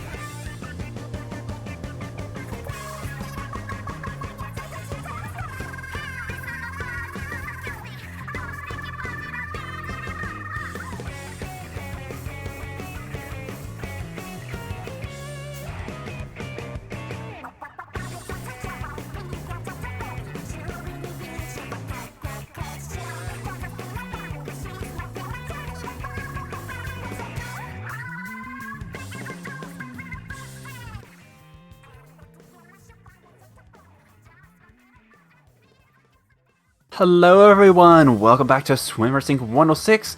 We are getting to our top cut, our great white bracket, and once again it is I, Mad Gabe II, joined by the one and only Grace.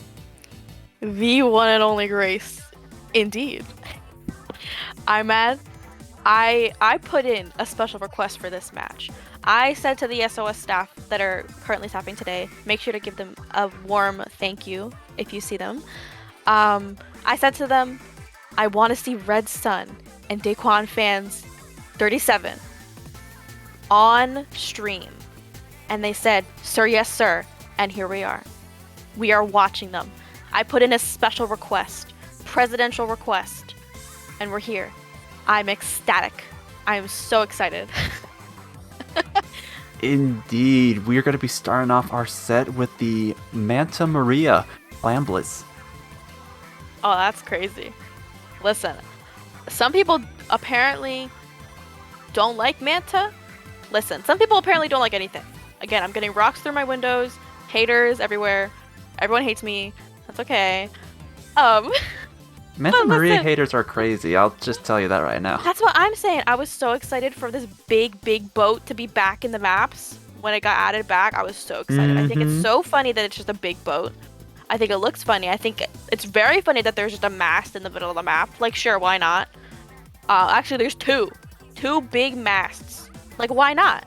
You know what I mean? Three even if you count the opponents. 3 even. I forgot. Oh my gosh. Oh my gosh. That's really. There really is just 3 big poles. I really like Manta Maria. Perfect map design. Definitely no flaws whatsoever. I'm very excited to go into this though. I feel like every time we go into Manta. Oh my gosh, wait! Oh my gosh, Red Sun has matching banners. That's really, really cute. Except for Silver. Silver's a little bit of a hater. We see double splash coming out from Red Sun. A trap. I mean, we're in our top cut.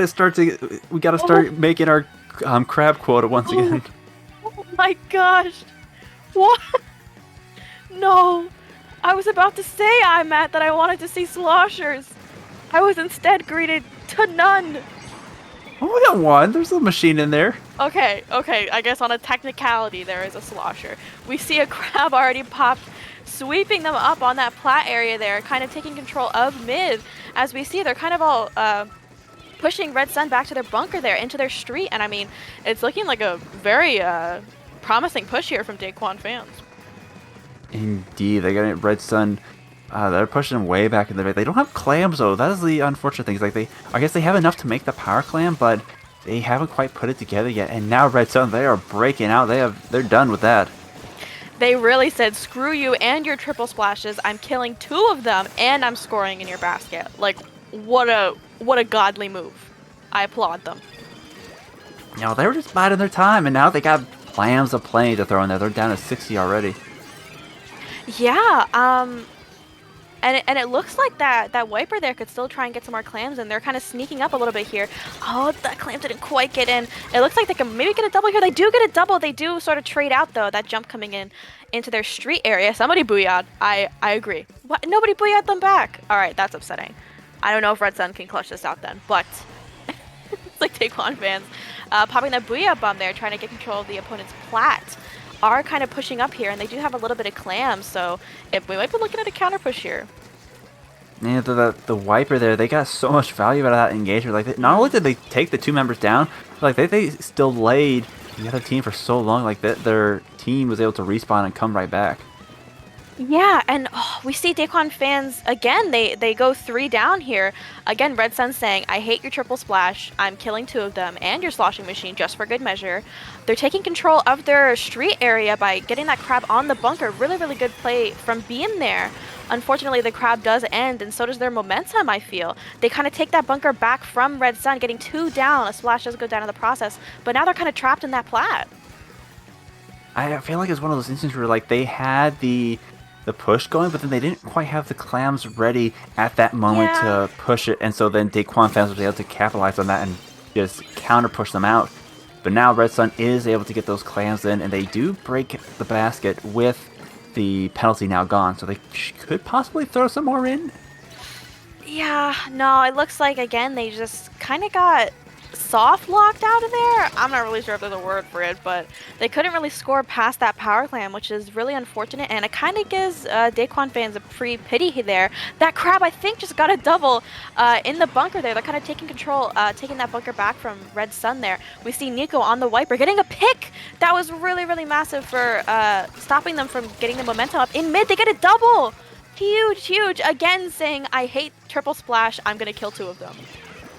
Nico on that Wiper just doing a whole lot of work. Like, they pretty much outranged the splash, so having them up on that mass there, like, they couldn't do anything without taking a huge hit off that. And they did. They went 2 down just trying to take them out. And once again, Red Sun, they have good control of their bunker and their base. And Daquan fans hasn't been able to really push forward past that. Yeah, I feel like these crabs have been canceling each other out a little bit. We do see the power clam going in, but you basically just kind of just gave Red Sun a pity clam, free pity clam there. Daquan getting wiped immediately after they tried to make that push happen. We already see Red Sun pushing up into their street, into that basket, ready to score as soon as that basket comes back up, and they do. That power clam jumping in to try and get the... no. They weren't quite close enough to get that jump in power clam there, and it looks like Daquan's about to have another counter push. I mean, we've seen 3 pushes, and I'm still talking, so I gotta stop talking. Like, it's very fast-paced in this match. I think Daquan was finally able to get the full wipeout on Red Sun, so now they have the specials, they have the positioning, and they are getting ready to, well, they were all set for a nice push, but then one of their balls just went into the abyss, and their crab tank is taken out. Red Sun is doing such an excellent job with their counter pushes. I agree with you there, Imad. I feel like they have really good coordination together. I think something that teams usually triumph over with pickups. I assume Daquan fans is a pickup. Please correct me if I'm wrong. Everybody in the chat knows better than me, always.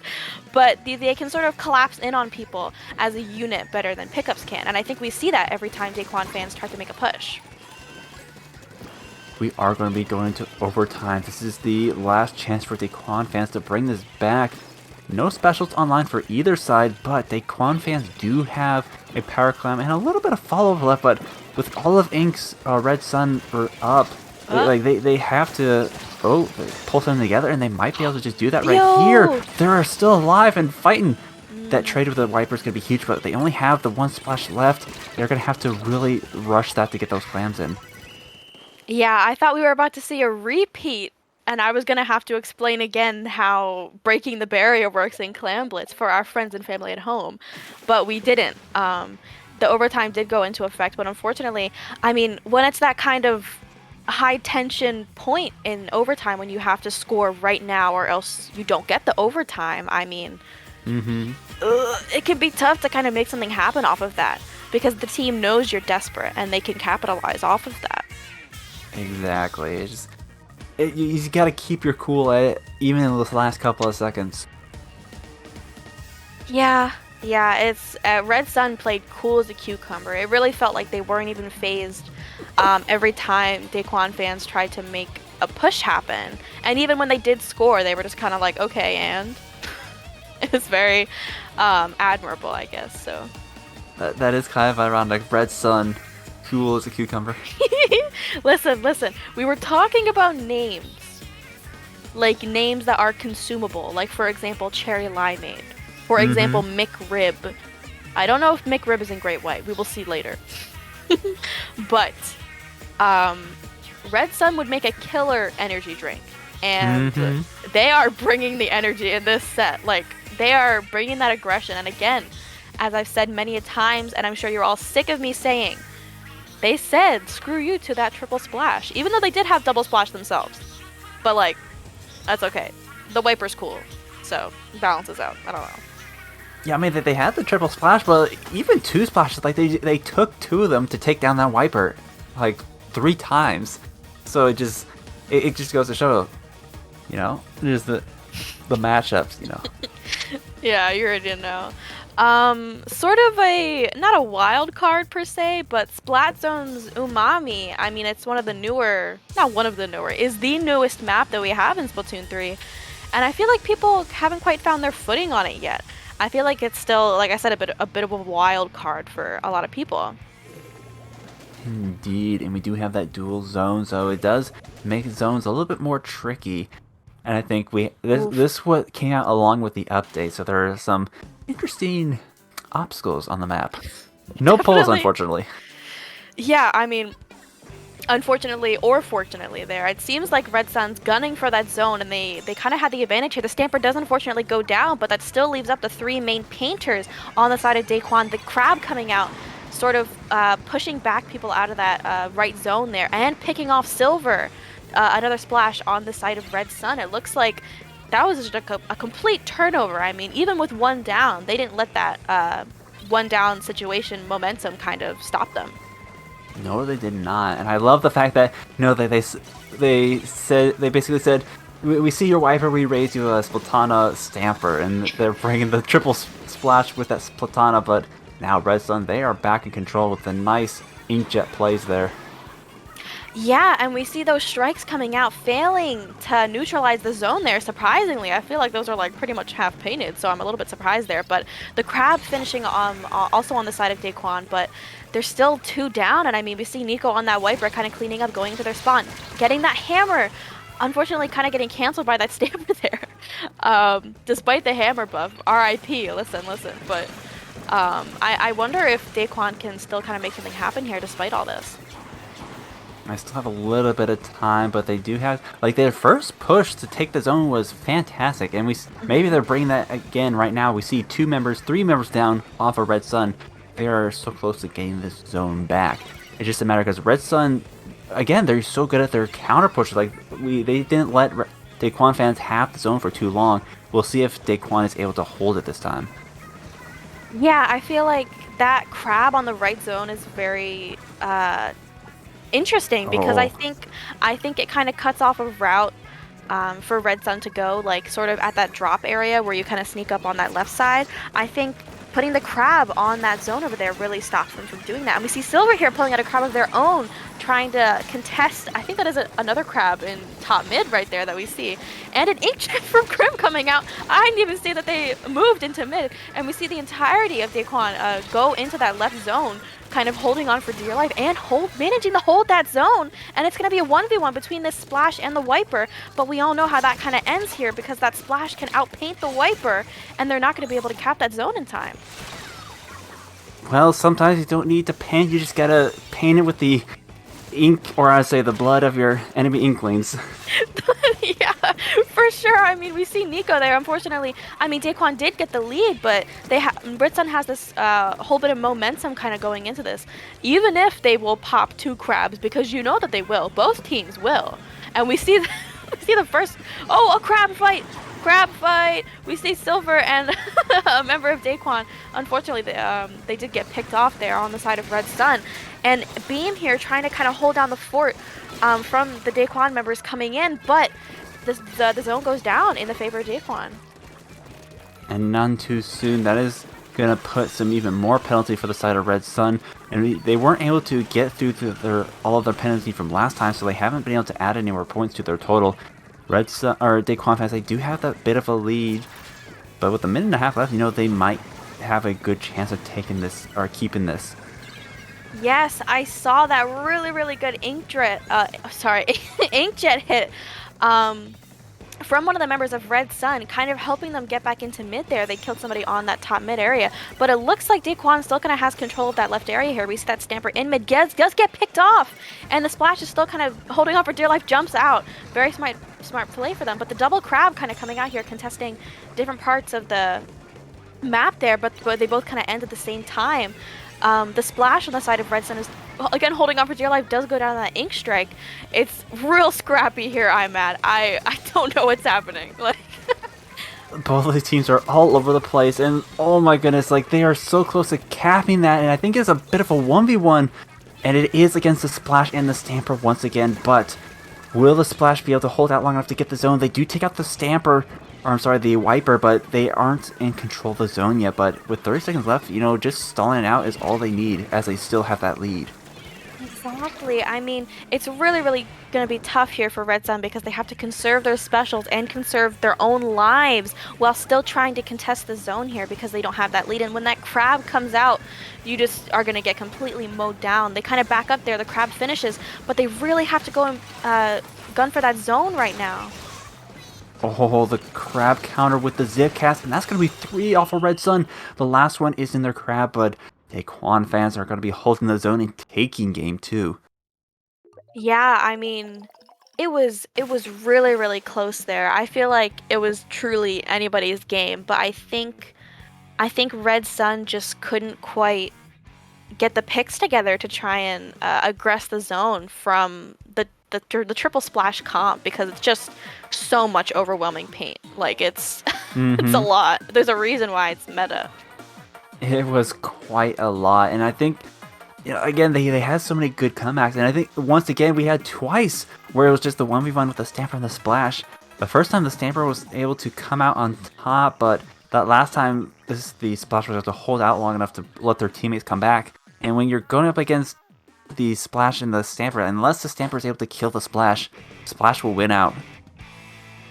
Yeah, I mean, I think moving on to the game 3 that we have here, it's very exciting whenever sets go 1-1 here in Great White. But heading into game 3 here, tower control on Makomart. We're probably going to see the same comp here. What do you think, Imad? I think that's a good bet. Yeah. Although, Yeah. I think the only thing we're going to be seeing change is what is Crim going to be running, because we saw the heavy splatling on Manta Clams, then we saw the ballpoint for Umami Zones. What do they think they're going to be running for tower control? My favorite for TC Mako would be either heavy or Hydra even. Interesting. I wonder if they're comfy on Hydra. I feel like Red Sun plays super fast, at least from what the vibe I'm kind of getting, and also kind of what splashes entice you to believe. I'd be interested to see if they kind of want that Hydra to reel them back in and keep them a little bit grounded, or would it weigh them down in a sense? What do you think? That is a tough one. It's like, with the small map like Mako, you can kind of get away with a little bit slower comp because there isn't a whole lot of room to go. But I agree, like, sometimes having a little bit more momentum or a little bit more movement, and we're going to be going completely backlineless, going all the movement, bringing out the sloshing machine for this next one. I can appreciate the switch there. I feel like sometimes you kind of think to yourself, oh, okay, well, what do we do about them? They're so aggressive. Well, let's just out-aggress them. And I think that's kind of the route that they're going for here. They already... Oh, they trade 1-1. I was about to say that Daquan kind of had the control of the plat. Oh, the stack's there, but it looks like they go 3 down. That Splash is running away for dear life, kind of getting jumps there. But it is not going to stop Red Sun from starting up a push. That's good. The Neo Splash remaining, just poking with their suction bomb, but they are going to get overwhelmed. And the Stamper coming out with 2. I think that's going to be checkpoint number 1 for Red Sun. Yeah, and I mean, that checkpoint fell really, really easily. I mean, nobody's really stationed up. We do see that crab stationed up on that top area there, but overlooking that, oh, they still go 3 down. And I mean, on the side of Red Sun, they're 2 down themselves, but that Splash unfortunately does end up dying onto the tower, and the rest of Daquan are kind of forced to rush in and try and get the zone back, which they do. Oh, they actually get a wipe! Wow, they completely collapsed in on Red Sun there. That was a really, really good like defense kind of play there from Daquan. The Stamper, the timing of that Stamper jumping onto the tower, they had one member ride on the tower, 2 members jumping in, and the Stamper just came in and obliterated all of them. I would not be surprised if they got the full quad during that last engagement. No, you're so right. We see again though in this kind of neutral position. They trade out 1-1, and again Daquan goes 3 down after that 1-1 kind of neutral fight ends. And I mean, from there, it looks like they've learned. They're trying to stay back a little bit, and that crab pops. That Stamper's trying to come up and sweep them a little bit, but I don't think it's going to stop them from getting this checkpoint, or not getting this checkpoint, but going past this portion of the map again. At Daquan, they are a bit staggered, and they are getting 3 down once again. It's just the crab user remaining. You know, they are in a good position. Like, once that tower gets close to the wall, they can kind of poke at them. But with the Crep sitting on the tower, it's going to be incredibly difficult to knock them off it. And now they are once again in a 2-down situation. With the last checkpoint getting chewed through so quickly, like, they gotta make a move. It's going to be over in like a second. Yeah, and those strikes coming out at a perfect moment. I mean, strikes are really like a GG kind of Hail Mary in a sense on tower control. I mean, you kind of just gotta run away or die.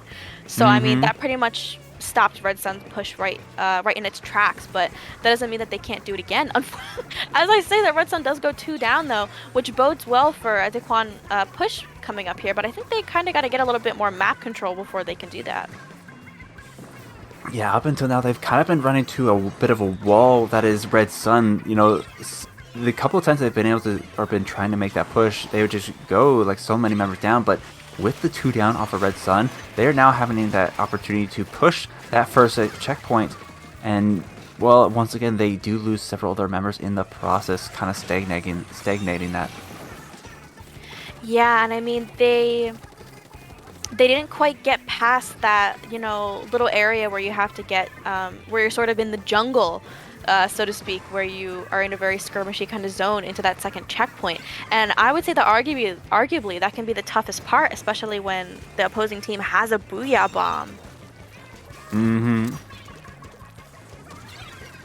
So far as evened out once again. A lot of specials online for Daquan fans. If they're able to capitalize off it, they could certainly do a lot of damage, but the Stamper just going at it with the slashing machine, but the slashing machine pops their Booyah. I think it's going to be back to spawn for that crab. Yeah, unfortunately for that crab. And I mean, really, really smart play there to kind of use, in that engagement, they use the Fizzy Bomb to kind of put a wall between them and that Stamper, because they know that if that Stamper runs up on them, it's going to be tough for them to fight them off. I think Red Sun is probably going to opt to play it safe there. We see one of them jump out, and they know that if they just get a Booyah Bomb, if they just get a crab, really anything, they can stop the tower in its tracks and then completely kill Daquan's chances of getting the lead. And with the whole 30 seconds remaining, like, it is running out of time for Daquan fans. And as you said, just a single special can stall them out long enough for Red Sun to keep that lead. Yeah, they go 2-2 here. Oh, unfortunately, I think that other Stamper is off respawn, running for the crab there with the jump in. Unfortunately, they weren't quite able to clutch out a pick there, but it's looking to be really, really scrappy here in mid still. Daquan's not quite giving up yet, and I mean, they're 1-1. If somebody hops on that tower and they fight for it enough, they might be able to make a push happen. They have to kill the machine, but they aren't able to. But they don't even need the Booyah Bomb, because that's going to be 3 down for Daquan fans and a GG victory for Red Sun. Yeah, I mean, it was still very back and forth, but I think Red Sun, their move to play more aggressively and not have a backline really paid off for them. No, absolutely. Like even the Slash Machine, it was sort of a not a full backline, but it definitely played that midline. It was able to do some of that keep the Red Sun anchored, but as you said, just it added a little bit more aggression to their comp, and I think that gave them the edge that they needed to just have so much control for the majority of that map. Yeah, I mean, it was interesting seeing a plethora of splashes being played, because I feel like, and we've talked about this before when we were on the mic last SOS, but when you have like pseudo mirror matches, kind of, you're like, all right, well, I know what this splash is going to be doing, but how do I stop them? And I think it can be very tough if you're at a disadvantage, like for most of the match, because you just can't match their aggression, you know? So I'm happy to see Red Sun continuing on through a great way. It's always great to see sponsored teams kind of showing up in Splatoon, literally showing up as in getting sponsored, and literally showing up as in showing up in tournaments, like doing good. So great victory for them. They're going to be going up against Kiwi Fan Club in round 2, and we see quite an interesting name fighting Wipeout Punks also in round 2. This top 8 here, I don't know, Hehdhdud. Okay, and then we have Narwhal Gaming plus Ripping. I guess Ripping is a sub. That is quite a nice name. And then Qatar. Somebody knows. Somebody will know in chat. And then TatsuGAYri versus Data, both teams that I recognize. First of all, because I be looking on Twitter sometimes, and also because they play in SOS fairly quite a bit. So I feel like we are leaving Great White in good hands, I'm mad, but this is going to be the end of our commentary block. I'm so sad.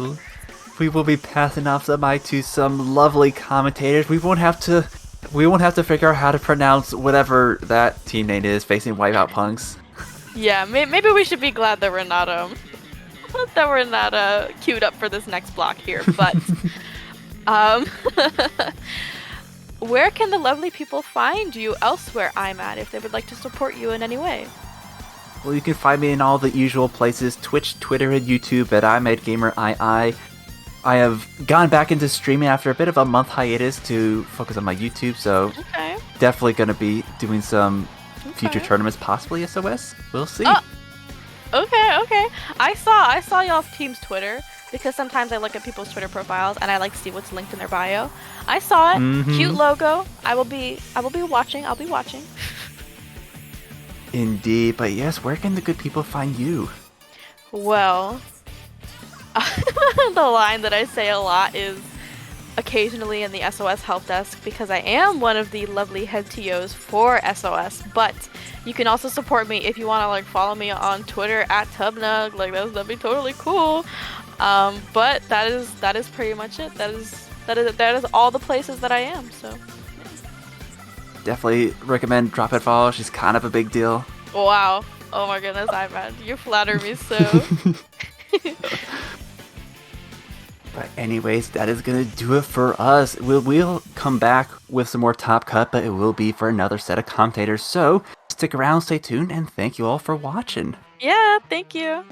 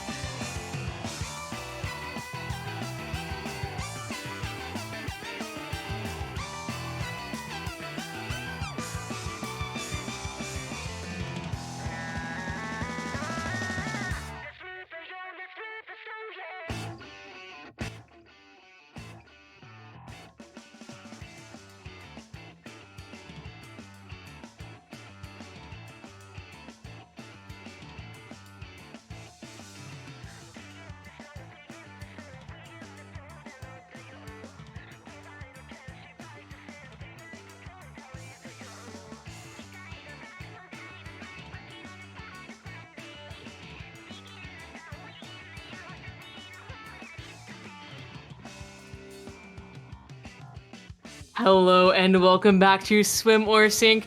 I'm Weef and I'm joined by the one, the only Broken Pinky. We're going to be accompanying you with our mid-commentary, our lukewarm takes, and our terrible jokes from here until the score is settled, until we have a victor.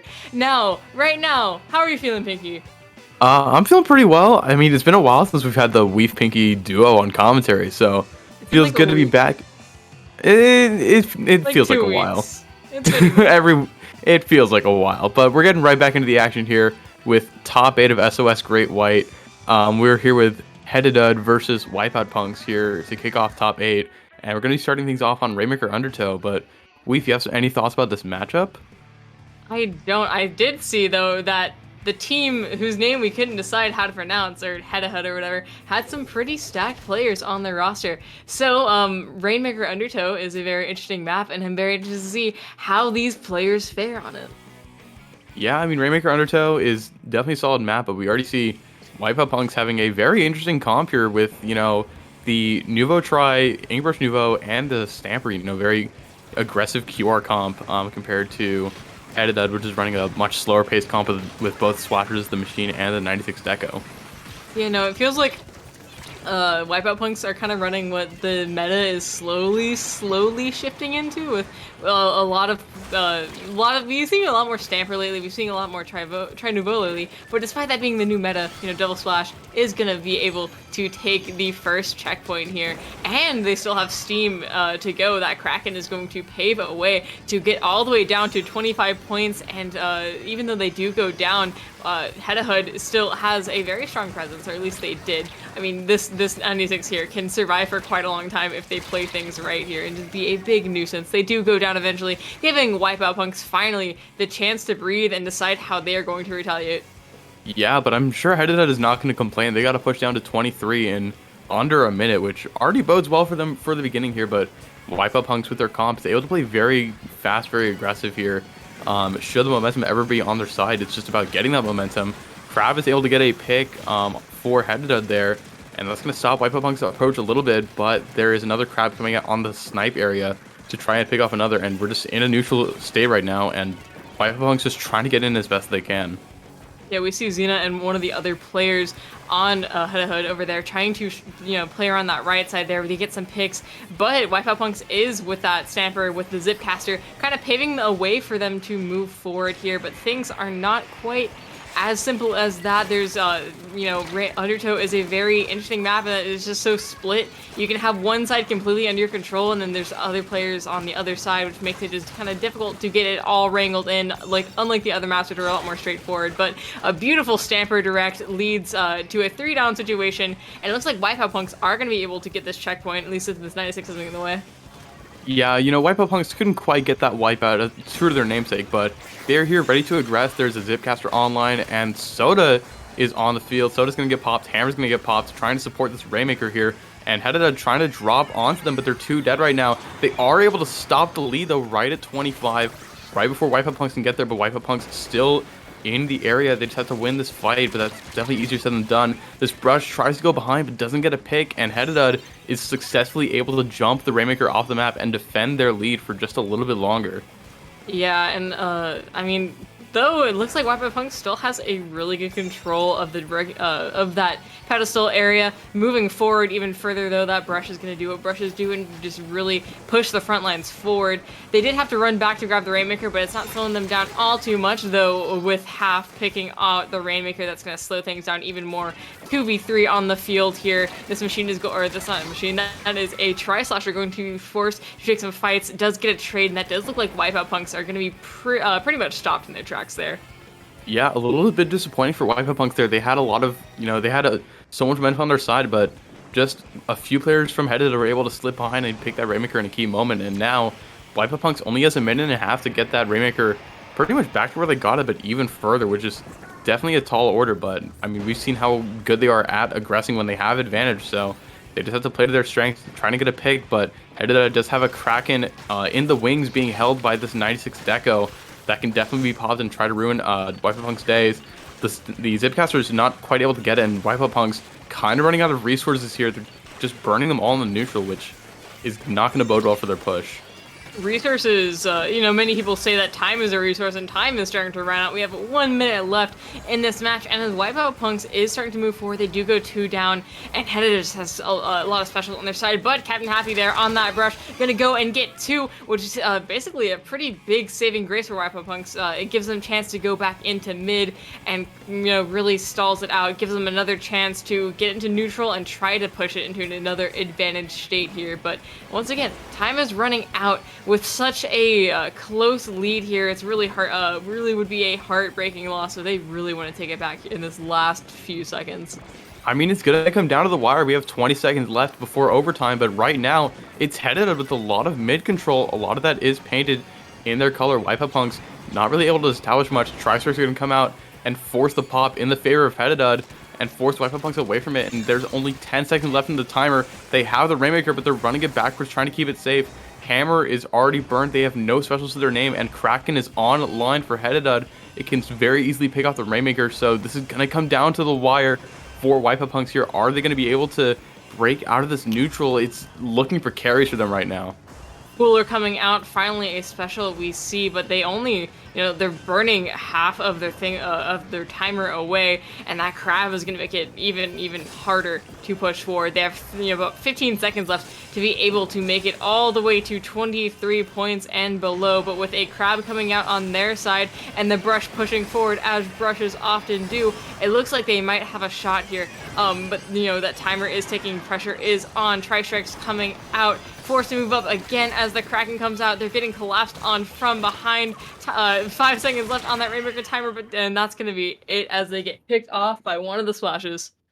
Yeah, I mean, you said it very well. Time is considered a very valuable resource, and Wipeout Punks just ran out of it at the very end there. Hehdhdud has just very strong game one. Had such a good push to kick things off and was just able to defend very well and did it very well with coordinating their specials, which served to keep Wipeout Punks out a little bit. So very well played for them.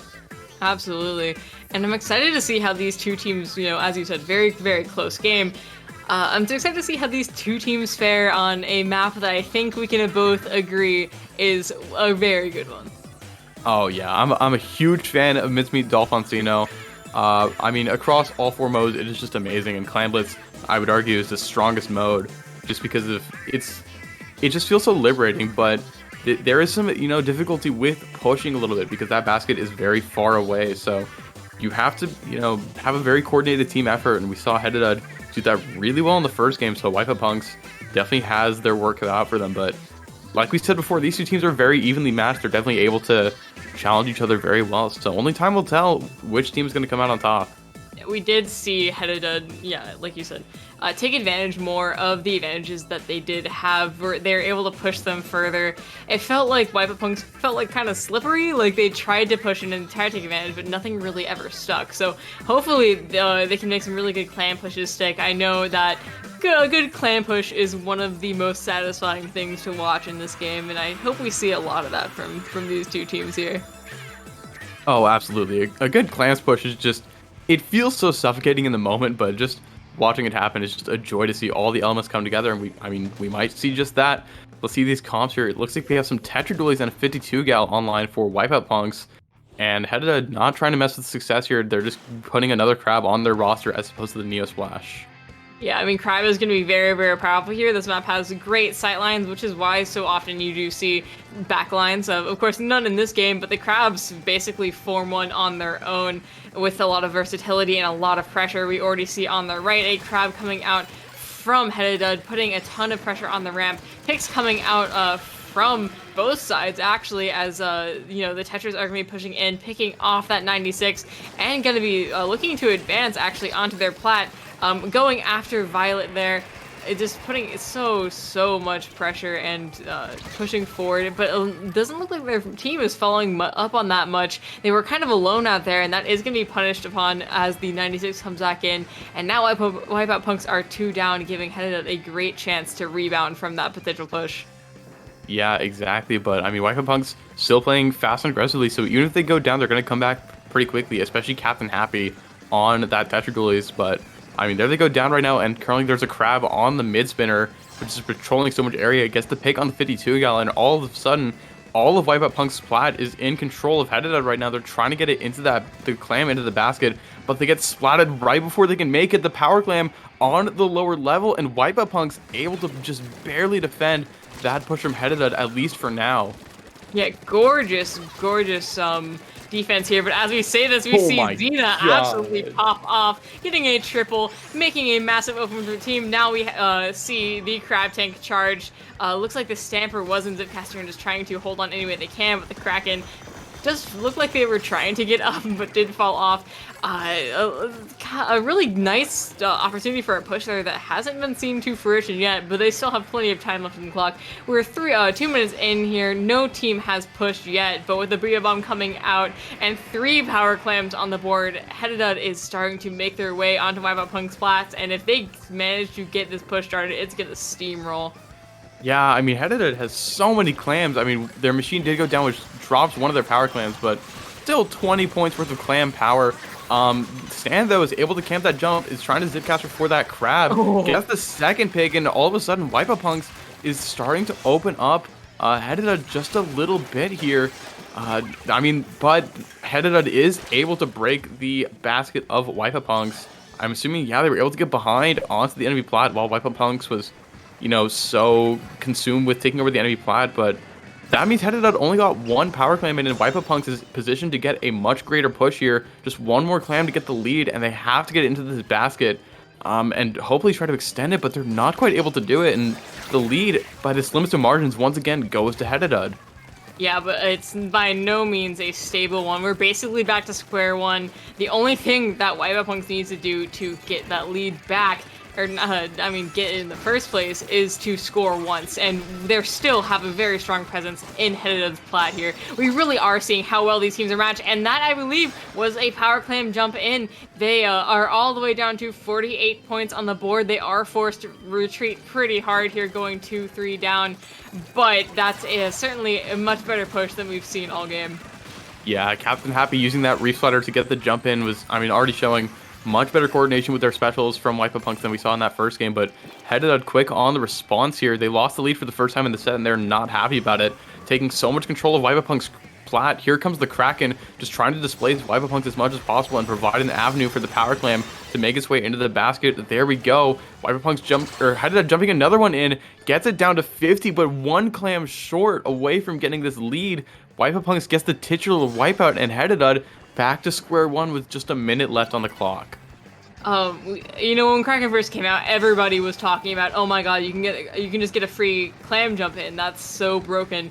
And now we see why that kind of isn't the case. While it did give them a pretty strong push there, pushing them all the way to 50, it didn't quite get what they needed to push them into the lead. And, at this higher level of play here, it's not enough to win yourself games. You actually need to get that hold so strong. So while it was a very valiant attempt at getting a little breakaway push there, they're going to need a little bit more if they want to take their lead back. Yeah, exactly, and Wipeout is content to just sit in mid and defend it. They have the numbers advantage right now, and they're breaking that basket once again, and they still have a pretty strong numbers advantage, but half with that 96 gal is holding that Kraken, ready to descend and ruin their days, but it might not even be needed. But another ball is going to be jumping to the basket. Doesn't quite make it in, but that point is still at 37. Oh my god. Stan is able to get it in and gets it direct for their troubles.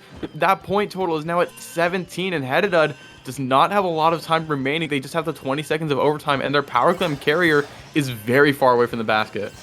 If you're Wipeout right now, you're pretty happy. You can just kind of sit back. You're still very nervous. You don't exactly want to flub it here, but you know that all you have to do is use your specials wisely and not go down. But unfortunately for them, there's going to be a jump chain. They're going to miss, though, and that's going to be the lead maintained 3 members down on Hehdhdud with a very, very, very close game here. Once again, these teams are very evenly matched. That was, I'm not going to lie, that was a little bit of a choke from Hehdhdud there, not quite getting that third and final power clam that they needed for that lead, and all of a sudden, we're all tied up going to a winner-take-all game 3. Yeah, very excited to see how this goes. I can't quite remember what the map mode is, but whatever it is, it's going to be a good one. These two games have both been close.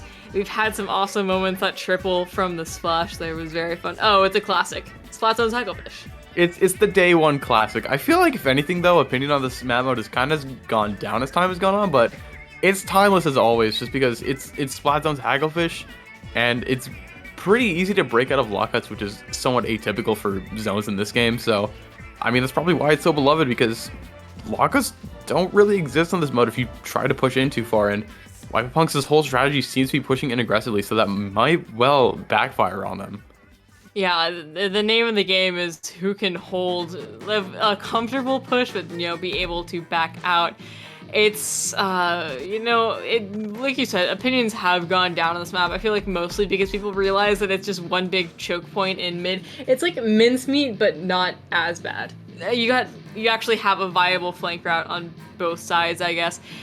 It's just a lot of stalling until you can finally push past the zone, which of course is all Splat zones, but in here it feels a little bit more restrictive with just how narrow it is and how little you can play around it aside from those flanks. Yeah, it is a bit of a lasagna noodle of a stage, but regardless, this is where we're going to be taking our game 3 here between Wipeout Punks and Hehdhdud. And Wipeout Punks going to be sticking with their same comp. Hehdhdud going to be sticking with double crab here, not bringing out a Neo Splash. And here we go, game 3, the final frontier of the set. Well, once again, on any map that you're going to want to see things like E-leaders on, Crab is still going to be incredibly powerful just because you get the aggression when you're not in the Crab, but like we see in this Crab immediately coming out here, it just puts so much pressure on. It's, you know, it's a backline in a can. Already though, Wipeout Punks is, you know, proving that that last game was not a fluke and already has 3 down on the enemy side and is pushing up as far as they can. Then we do see them starting to hold themselves back a little bit. They're not going as far as I know they definitely could because, like you said, they really don't want to push in too far. They don't want to risk losing this hold too early and just going down and getting in a very bad situation for themselves. Yeah, but Half here with his Kraken is just going to try and break them wide open, and they're able to get them off the zone. Hehdhdud pushing back in here. Half is just taking on this Crab head on, knows better, just uses the splash ball to stall it for a little bit. But Hehdhdud's numbers are slowly dwindling right now. Half on this 96, trying to apply pressure however possible, but they're going to be quickly forced out as Wipeout Punks retakes the zone and is just trying to set up a hold here, but the 52 gal goes down pretty early. But even in spite of that, Wipeout Punks doing very well for themselves in this team fight here. Wipeout Punk's aggression has actually been a big benefit for them in this game. When they've seen those small advantages, it feels like they've really been able to capitalize them.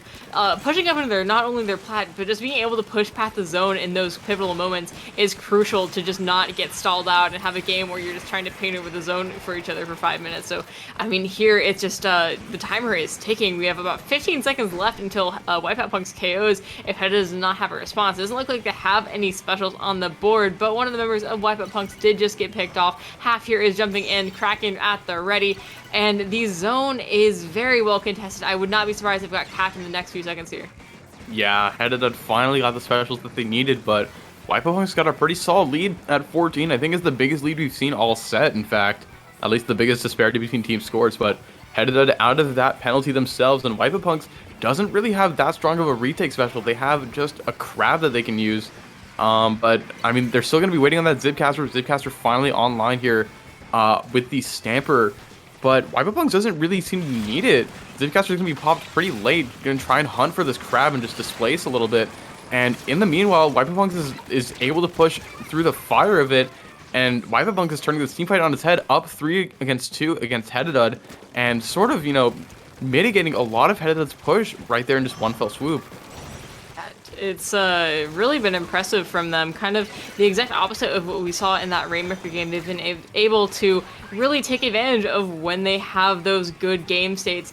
But speaking of taking advantage, we see a lot of the members of Hehdhdud pushing as far as they can. They know that if they get onto that tent, they're safe. Going up that ramp is a major danger zone, but that tent is such a big vantage point. They do end up backing off it, but they do buy themselves a lot of time in the process. Getting that Crab out, getting a really solid, pretty much a lockout here. It's going to be very interesting to see how Wipeout Punks get themselves out of this. I bet we're going to be seeing this Zipcaster come out here in a bit just to try to disrupt them as the 52's Whale comes out. Actually, the Stamper gets picked out, and with time close to running out, how is Wipeout Punks going to respond? I don't think they're going to have time to. There's the lead going in favor of Hehdhdud. Wipeout Punks trying to just desperately use specials, but Reef Slide are not used on the zone. Stamper is down. It's 2 versus 2, but Wipeout Punks does not have the time, and Hehdhdud is able to maintain their hold and take the set 2-1. Very, very close games. I really thought it was going to go to Wipeout Punks for a solid minute there, but Hehdhdud proving that, you know, that claim that they missed did not matter in the end because they were able to take the game, this third game anyway, and take home the set. Yeah, Hehdhdud did a great job of just doing that mental reset there because it's very tricky when, you know, you lose game 2 because you missed one clamp throw and then you're down significantly in game 3, but Hehdhdud is just able to brush it off, pick themselves right back up, and, you know, hold the control that they've been so good at doing throughout the entire set. So good on them for taking that set over Wipeout Punks. Wipeout Punks obviously fought hard, but set when it's going to go to Hehdhdud, and they're going to be fighting Inksy Red Sun in round 3. Yeah, that's gonna be an exciting one to see. Not sure if we're gonna watch that one or another one or the other one, but regardless, it's gonna be exciting no matter what. We have way more of this where it, we have more of this where it came from. Make sure to stay tuned. I don't know. We're going to be going to, I believe, a short break, so make sure to stay tuned because there's absolutely more game to be played. I've had a day. We've had a day.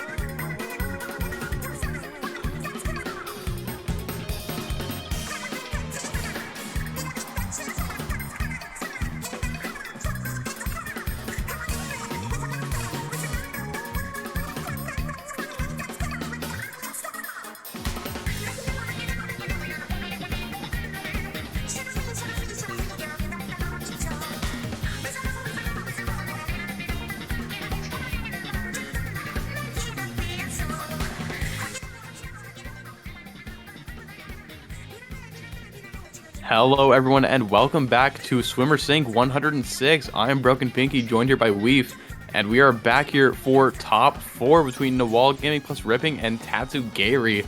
How ya feeling about this, Weef? I'm feeling like my brain is made of scrambled eggs right now, but I'm excited to watch this. Definitely. A lot of notable players on both sides, and I know both of them want this dub. So we're gonna see how this goes. It looks like we're gonna be starting off on certain shipyard tower control. What do you have any thoughts in particular on this map mode? I mean, I do have a few thoughts on the stage. I feel like this is a pretty solid sturgeon, all things go. A pretty solid tower, especially for this game. But it's very important to maintain control around both the checkpoints, especially that second checkpoint, because if you can break through that second checkpoint and have a decent amount of man advantage, you can just snowball that right into a knockout, especially with special advantage. So it'll be interesting to see, how carefully each team's, is going to play around it. But I feel like in terms of comps, we're going to see some fairly conventional stuff. Splashing Machine obviously just ruled this map. So it's going to be interesting to see the sort of auxiliary options that will accompany those. Definitely. Yeah, like you said. Second checkpoint gets broken, the floodgates are open, and the shipyard gets flooded. It's just so impossible. Like, if you get killed at that point, you just respawn, and it's like, okay, once they've broken that checkpoint, they're already through. Okay, KO accepted, and I don't know, but once it gets, before that point, this map mode feels incredibly balanced. It feels pretty good on offense, pretty good on defense. As long as you play it right, there's not a whole lot of things you can't do, so it's always exciting. And a lot of things work here. The conventional things, obviously, are almost always going to work, but You can make some interesting things work here. Some backlines can work, etc., etc.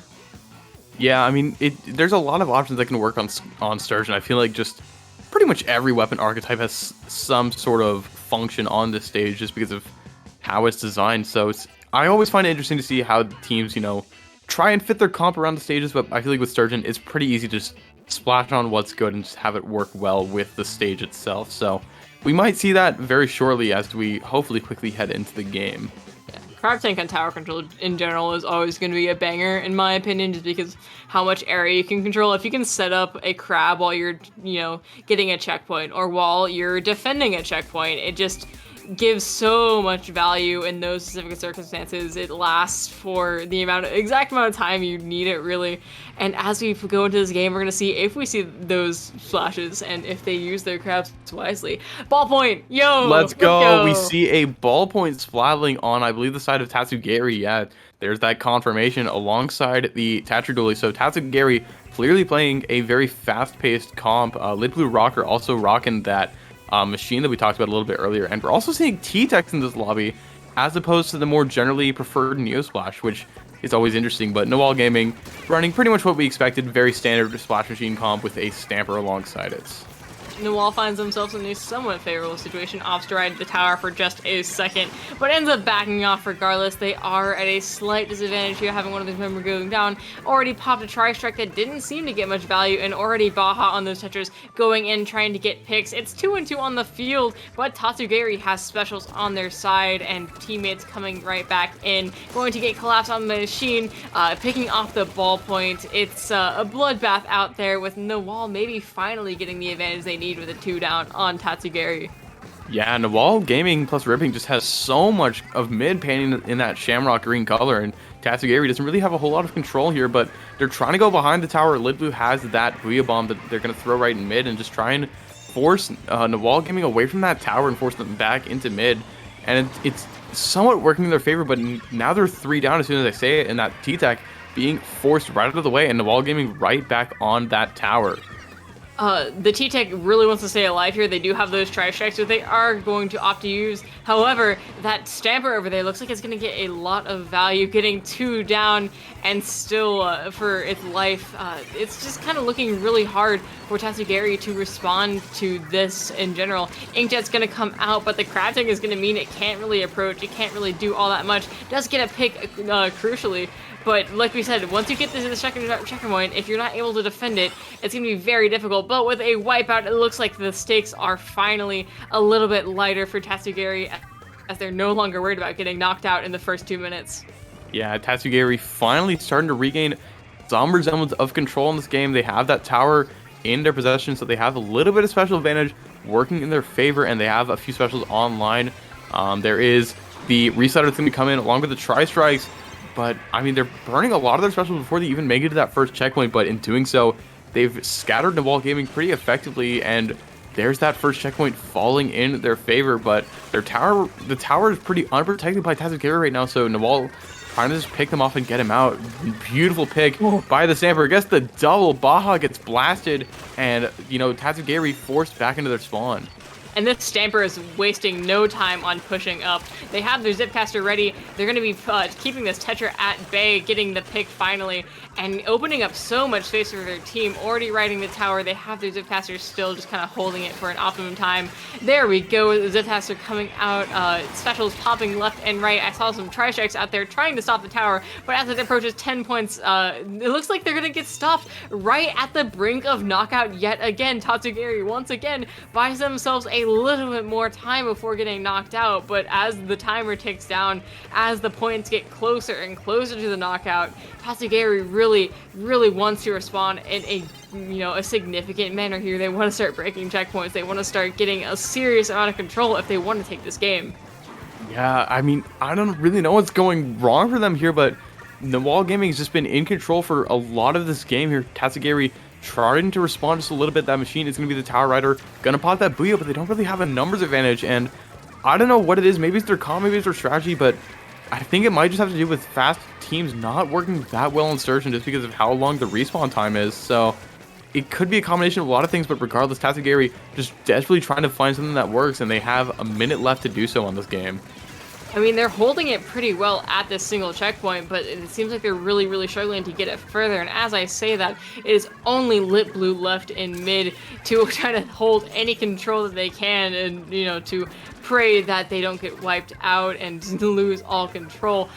But it's going to be just so difficult for them to get a rebound in the last 45 or so seconds of this match. Their specials going out, Tri-Strikes don't really get all that much accomplished here. They still have a Booyah and an Inkjet at the ready, but if they want to take this back, they have to get so far in so little time, and an overtime push is not going to be the situation you want to be in. Any single mistake in that kind of scenario can end it, so they want to try to get it rolling at least a little bit before then. Yeah, but I mean, TatsuGAYri was just 3 dead there, and they were all focused. Everyone on Narwhal Gaming was just focusing that machine, and right now Narwhal just has control of this tower. 10 seconds left to go, and TatsuGAYri really has to make something happen, but they are at the brink of death here right now. Inkjet desperately trying to find some picks, but gets taken out. It's 2 versus 2, but TatsuGAYri not able to get onto that tower, and Narwhal Gaming takes a pretty dominant game 1. Even though TatsuGAYri was able to keep them from knocking out that entire time, we all know who the dominant team was during then. Not being able to knock out does not mean that they were not doing a fantastic job at just completely dominating through that entire thing. But that was tower control, and we are going on to Rainmaker Scorch Gorge, which is similar yet different all the same. So do you think we're going to be seeing any different performances here? I mean, I could definitely see TatsuGAYri wanting to make some adjustments, but also, if you're TatsuGAYri, you made it this far with these kinds of strategies, so you might just want to go with what's tried and true, especially since Rainmaker is a much faster mode than tower control, and TatsuGAYri seems to be favoring that more fast-paced, aggressive playstyle just based off their comp and some of the gear they're running, so maybe this is going to work a little bit better, but Scorch Gorge honestly is more of a snowballer map than Sturgeon is. I mean, we saw how that snowball can get rolling, and on Scorch, it's honestly even worse after that Rainmaker checkpoint. Yeah, it's all uphill from there, or rather downhill and then uphill if you're the attacking team. But I want to talk about comps for a second. We've been seeing a big resurgence in ballpoint recently ever since that double ballpoint won that JP tourney, but it's still a very solid pick, and I'm so glad people are starting to realize its potential, especially with Inkjet being a functional special now. I think it has a pretty solid Rainmaker position here, like a pretty good niche. The Fistic can help with pops. It's just so fast at moving, so it's a lot more preferred to other backlines that can take a long time to reposition and really take advantage of the fast breakneck pace of Rainmaker. And overall, it does a good job at up-close fights and long-range poking and just so many things that I'm so glad we're seeing it again. Yeah, exactly. I mean, I feel like in this meta, Heavy is sort of stepped up as being, the most, the most common backline you see on a lot of teams, but Ballpoint definitely has its place, especially on Rainmaker, so we might see it again here on the side of TatsuGAYri. Let's take a look at these comps, and Ballpoint is going to stay. There's the V-Junior and the V-Shot coming out. Meanwhile, Narwhal Gaming is going to be adopting a Wiper instead of a Stamper. Yeah, speaking of weapons that we're still thought of, I mean, well, but just getting the buff to Ultra Stamp means that it goes from a good weapon to a great weapon with a special that once similar to Inkjet actually works now sometimes. Looks like Narwhal already has a very solid control of mid here, but TatsuGAYri holding their ramp pretty well. They do Narwhal does decide to pick up the Rainmaker, and they're running it left though. A very interesting choice, but it looks like TatsuGAYri doesn't have much of a response, and they get the checkpoint. Yeah, but just, I mean, it's normally a bad idea, but look at where the pain was and all oh, the game's gonna end. Baja ending the battle early. I don't see any disconnects at the top there, and I'm wondering what happened. Yeah, a little bit confusing. I didn't really see any curious things, but Baja just gonna forfeit that game immediately. The normal culprits aren't really there. It was the right map mode. There were no disconnects. Ooh, we had some AFK action, and we had someone leaving the lobby. Huh, that's interesting. Well, hopefully they get that all sorted out and we can get back into it shortly. Yeah, a little bit unfortunate, but like, that opening was insane for Narwhal Gaming. Let's just get that right. Even if they were fighting 4 against 3, which, I mean, they very well probably were based on, some of the conversations we're hearing behind the scenes. Still very strong opening for them. Just all of that purple paint all over the place and just denying TatsuGAYri from holding even a little bit of control there. So Narwhal Gaming showing themselves to be a force to be reckoned with already, and TatsuGAYri has a little bit more time to think a way to respond, but respond they still have to do. Yeah.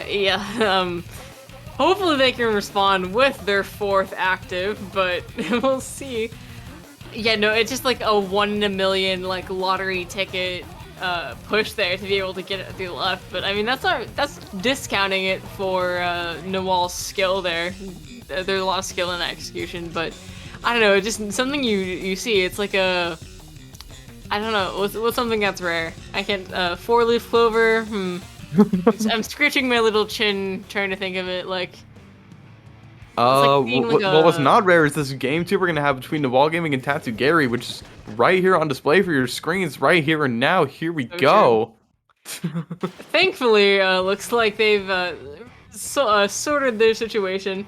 No more AFK. We see all 4 players on both teams moving and active and not sitting in spawn. So hopefully for TatsuGAYri, they're actually able to hold mid a little bit this time. Looks like Baja is going to go in, get a pick for their trouble, and it's just an all-out skirmish. 2 members of TatsuGAYri are down, Crab Tank goes out, and once again, it looks like it's going to be in their favor, even as this game does not quite lend itself to a immediate right push. Yeah, not opting to go all the way to the left side for that immediate push, but Narwhal Gaming still has a lot of control. I think someone fell off the map there on the side of TatsuGAYri as they were trying to pop the Rainmaker, but regardless, they are able to get that Rainmaker popped, and the Ink just able to get the pick on the Booyah Bomb, but Narwhal able to sneak through and get that checkpoint broken there immediately in the first minute, and breaking that checkpoint at this map is so valuable because once you get down from there, the game kind of just ends almost immediately, and Baja getting forced back a little bit. Checkpoint is, Rainmaker moved past checkpoint a little bit to 52, but that push is going to end for Narwhal Gaming as TatsuGAYri gets the delayed wipe. Yeah, super good for them. Allows them to take space back in mid, charge their specials, breathe a little bit. The Rainmaker is still in their court, but there's no risk of any of the players going and picking it up, or at least so I think. I say that. Rainmaker is reset. All worries of that are off. Looks like some players are getting picked on both sides, and it's once again back to neutral, back to square one. Special's going to be coming out. Inkjet at the ready, Bubbler at the ready. Things are starting to swing a little bit forward for TatsuGAYri, and they're going to be able to use this bubble that was just popped to their advantage to try to just hold mid for just long enough to get a solid advantage and start a push. They are being a little bit hesitant, though. Yeah, Narwhal Gaming knows for sure that TatsuGAYri is not a team to underestimate, and right now TatsuGAYri actually has the numbers advantage pretty significantly. It's 4-2 right now, as teams are coming from respawn, but the machine able to get that sneaky pick on the Rainmaker, and now TatsuGAYri are 2 dead. They don't have a whole lot of members alive, and if they want to continue this push, and it looks like they're going to opt to back off, it's a little bit. Chomper getting that pop on the shield with the T-Tech. That hammer's going to be thrown into mid from ripping there, but I mean, regardless, Narwhal's just going to be pushing forth aggressively, but the Viper gets caught a little bit. The Baja Blast is incoming. Baja gets a pick, is able to stall the Rainmaker a little bit longer and keep hopes alive for TatsuGAYri just a little bit. Yeah, they were almost able to make a little bit of a breakaway there, but with this big bubble coming out, it looks like nothing is going to be able to stop them from getting the checkpoint. 4-4, Viper going down means it's a 2, actually 2 members going down means it's a 4v2 here, as TatsuGAYri manages to get the lead. The Booyah Bomb gets 2 members right there, and it looks like that's going to be the end of their push, but they got what they wanted. 2 minutes left in the game, all they have to do is defend, which is easier said than done, and they still want to be able to advance their lead further, but they're probably pretty happy with themselves right now, I'd have to say. I mean, the problem with Scorch Rainmaker is pretty similar to the problem with Blackbelly Rainmaker, in that if your push is not to a knockout, it's not safe. Because if you get past that first checkpoint region, especially since that checkpoint is now broken, you can just hold forward to infinity and just get so many points racked up in your favor, and that's exactly what Narwhal Gaming is probably going to aim to do here with the last 30 seconds they have left on this Rainmaker. Chomper being very careful, waiting for a numbers advantage to come their way, but TatsuGAYri is being strong with his defense, but regardless, Narwhal slowly forcing their way up, but their Viper is going to go down. Chomper is going to hold forward here, try hoping for a prayer. He gets the lead by 1 point there as all of Narwhal Gaming goes down. But they have the lead, and now TatsuGAYri is the one that has to respond in the final minute of the match. Yeah, no hesitation. TatsuGAYri has to push this and has to push it hard. Once again, it just, you know, no matter how hard they push here, this isn't zones. They have to go further. They have to tread ground that they had not previously. And with a massive pick on that crab, things are looking pretty decent for them, but they are going to wander into the range of the machine. The machine gets picked off. Now it's just a 1v1 between the Wiper and the Rainmaker. The Rainmaker picks off the Wiper here and is going to get a chance to get their teammates to jump in. Narwhal has the advantage of being closer and being able to just flat out respawn, but the members are kind of being paved over. Looks like LipBlue is going to be able to make a run for it and get the lead. Yeah, what clutch Rainmaker carrying from LipBlue there. Gets that crucial survival from the machine, the crucial pick on the Wiper, and gets the lead back for TatsuGAYri by 3 points, and now it's at 42, and now Narwhal Gaming once again has to respond and get to 41 in overtime here because they just don't have the time to do it within the rest of the match. But Narwhal does not have all the members up, and they don't have any specials to their name. Zuka is going to run out for TatsuGAYri, but Inkjet and Bubbler are on line for them here. And now Rainmaker has less than half of its timer remaining. Tetras are going in for the dive. The Baja Blast is incoming, but gets stopped. But TatsuGAYri still able to pick off the Rainmaker, tying the set 1-1. I always say it, but you never want to get caught in that situation where you have to make an overtime push. If an overtime push is not executed flawlessly, it's just bound to fail. You're just punished so hard for minor mistakes. You lose the objective once, you can't pick it back up again. And so that's how that goes. And now we are, like you said, 1-1. And our winning, the deciding map is going to be Clamblitz Inkblot, which, what are your thoughts? I mean, I think it's pretty cut and dry. Clamblitz Inkblot is a fantastic map mode.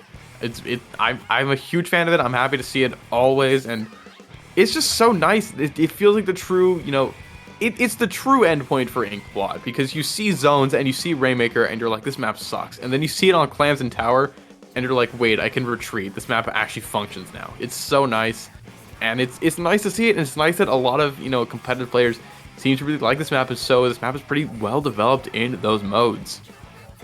We've seen both sides of the spectrum in terms of dominance. We've seen one team, Narwhal, really dominating in Tower Control Surgeon, and we've seen how close these teams can get and how really, truly evenly matched they are. So I'm excited to see how it pans out on a mode without a centralized objective. Tower Control and Rainmaker are fantastic modes, but they play very differently to Clamblitz, and Clamblitz is just a whole nother level of coordination and map control and all of those other things, and then this is going to be a real true test to see who is truly the master of those compared to the two. And we're seeing once again the incredibly baseball point spotting coming back out, and the Wiper is also making its triumphant return here. Excited to see what these players can do.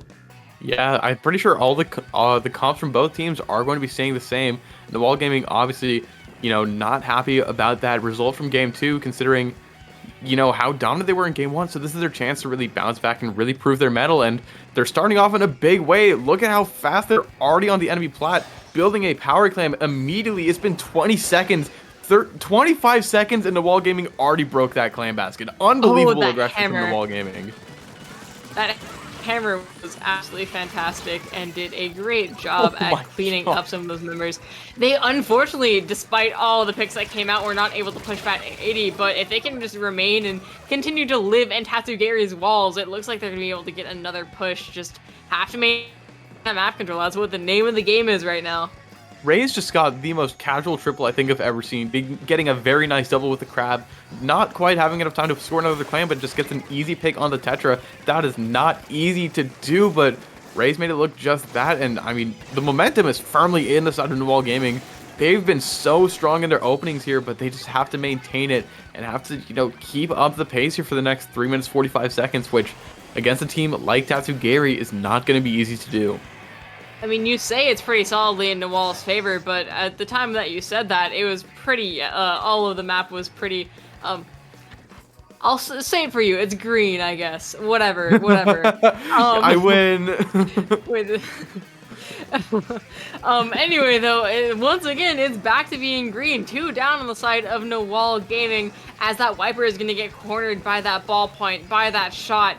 players getting picked left and right, and the power clam is getting formed. All they need is one more clam to get that lead, and with the Inkjet pressuring, they have plenty of time to score it. There it is. They just want to keep on going, though. You never want to stop until it's knocked out. Clam Blitz is such a game over. Every point counts. Every point makes it harder for the enemy to get to that level, and even though they do get wiped out, that was a beautiful, beautiful pick for their efforts. Yeah, TatsuGAYri gets a very solid push down to 44, but look, Narwhal Gaming already on TatsuGAYri's plat. They said, we do not care about the, map control of the friends we made along the way. We are here and we are ready to continue just playing aggressively. Specials are coming out. Booyah Bomb and Tri-Strikes are going to pave the way for another ball to make its way in, and that's 3 dead for TatsuGAYri, and Narwhal Gaming absolutely has the clam economy to get this lead. It's going to stop at 34 from now, but Narwhal Gaming is going to be going back a little bit. T-Tech has a few more clams, building up to a ball here, but the Viper's going to go down. This basket's going to stay open a little bit longer, though. T-Tech is able to get all the clams in and is able to bring the score down to 13, and Narwhal Gaming gets wiped out, but they have made an absolutely tremendous effort with their leads here, and TatsuGAYri only has 2 minutes to get a lead of their own. Thank you. Did you see that hammer throw that really started that push all off? Ripping has been doing an absolutely fantastic job of ripping and tearing through the enemy with that newly buffed Ultra Stamp. But speaking of specials, Inkjet is going to come out and help get picks. Big Bubbler gets everything down, and it's just Liplu on that plat with plenty of clams for themselves. They are going to be able to kind of just hold off by themselves with the Big Bubbler the entirety of Narwhal and just getting pick after pick. They have to keep this basket open for a good long time, but with a power clam going in, it looks like they're going to get all the way down to 26. However, no more clams to their name. They're starting to lose control of the plat, and looks like that push is going to be over. They have a minute and 15 seconds to make an attempt at another one, and that's if Narwhal doesn't make one first. Yeah, but Liplu's just been so good at staying alive on offense and just knowing exactly when to run away, but unfortunately kind of cost TatsuGAYri from getting that lead. They're only at 26, and I mean, even 2 power clams is not going to get them the lead. They need, well, okay, I guess it will. I'm just bad at math, but they still have quite a ways to go and not a lot of time to do so, including overtime. Just barely over a minute left, and as you said, Weave, it's contingent on Narwhal Gaming not making a push of their own, but Hammer gonna come out, gets a double, I think, only misses the Inkjet. This hammer from Ripping has just been absolutely insane, ripping TatsuGAYri apart, and all of a sudden, Narwhal Gaming has all the map control once again. I already made the ripping joke, you can't steal that one, but yeah, it's really going to be hard for TatsuGAYri to make it back, especially with so much map control. It's only Liplu, and Liplu, it's taken out their own bubble. 17 seconds left in order to make a clan get a push, and with Narwhal kind of living in their walls up on that platform, up in their plat, it's very, very difficult for this to come back. Yeah, and Narwhal Gaming able to steal it away, even in spite of the disconnect and in spite of, a bit of shenanigans in that game too. Narwhal Gaming able to pack it away with the help of Ripping, and it's gonna move on to grand finals of Swimmer Sync. Absolutely amazing set there between these 2 teams. I mean, TatsuGAYri, after that game 1, looked pretty out of it, but they were able to rebound very effectively in that game 2 and, score themselves a nice win. And they were contending for a lot of that game 3, but Narwhal got 2 very, very strong pushes, and that was all that was necessary to get that lead in their favor. So, absolutely amazing set from both of these teams, but it's Narwhal that's going to be moving on to grand finals to fight for it all. And it appears that my co-commentator's net is dying, unfortunately. Definitely super thing for C. Are we back? Are we back in the pack? No. Am I good? Am I good? I think we're good. I think we're good. Oh but no. Oh no. The stage is set for grand finals. Hopefully by then Weave's internet is going to fix itself a little bit. Weave maybe kick your router a few times, but we're going to be coming back here shortly with the grand finals between Hehdhdud and Narwhal Gaming. So stay tuned, because there's more where that came from, so you do not want to miss this insane grand finals that's about to happen.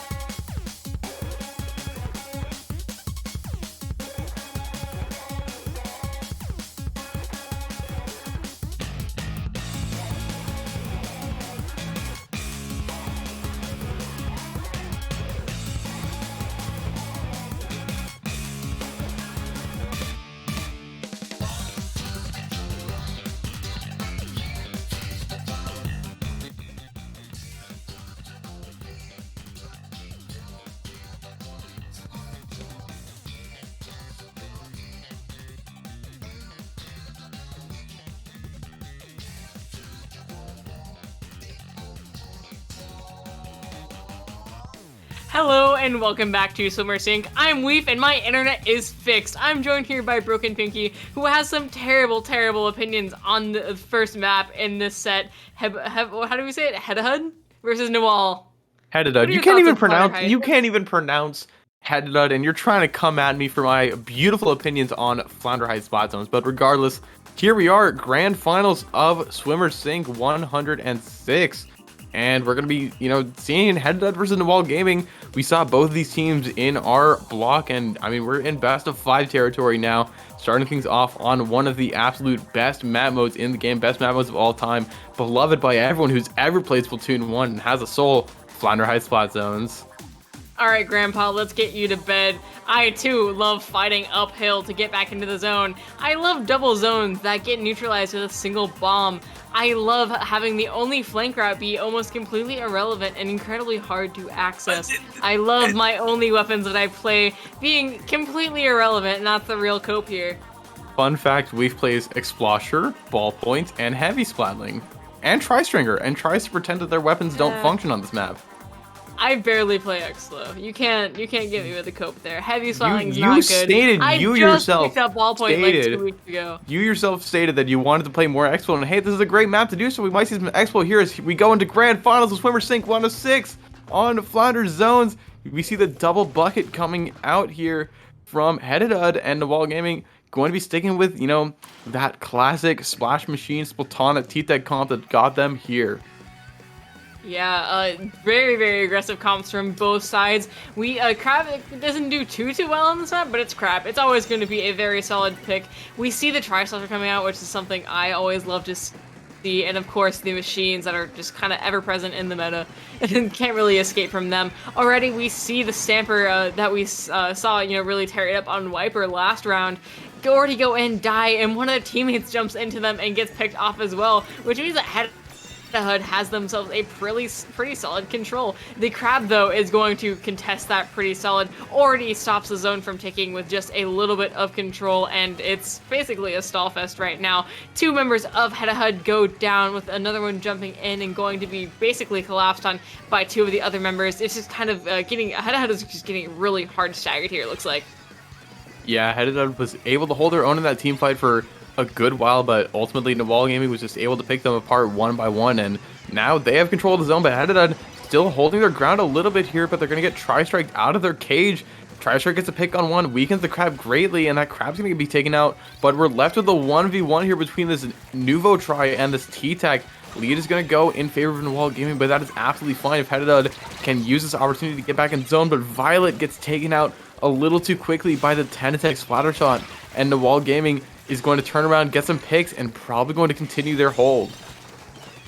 Yeah, it's doing super good job of getting control on this map. Although it's not too terribly hard, it's very big hassle to get control of both zones. There's a lot of area that you have to clear out, but a good way to do that is by getting 3 members down, which is something that they've gotten in spades and are gonna be advancing on their point into lead territory. Yeah, but Hehdhdud, I mean, now they're in control out of that penalty, trying to get this lead here. Narwhal Gaming trying to stop it, trying to take advantage of these flank routes, the many beautiful flank routes on the stage.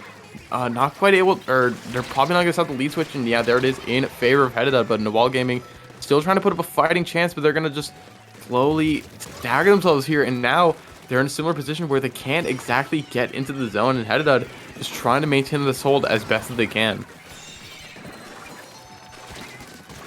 Yeah, now comes the part where you kind of see how these teams respond. Getting a lockout on this map is just absolutely pivotal. It just stops the other team from being able to play the game, which is why this map is not terribly fun in a lot of circumstances.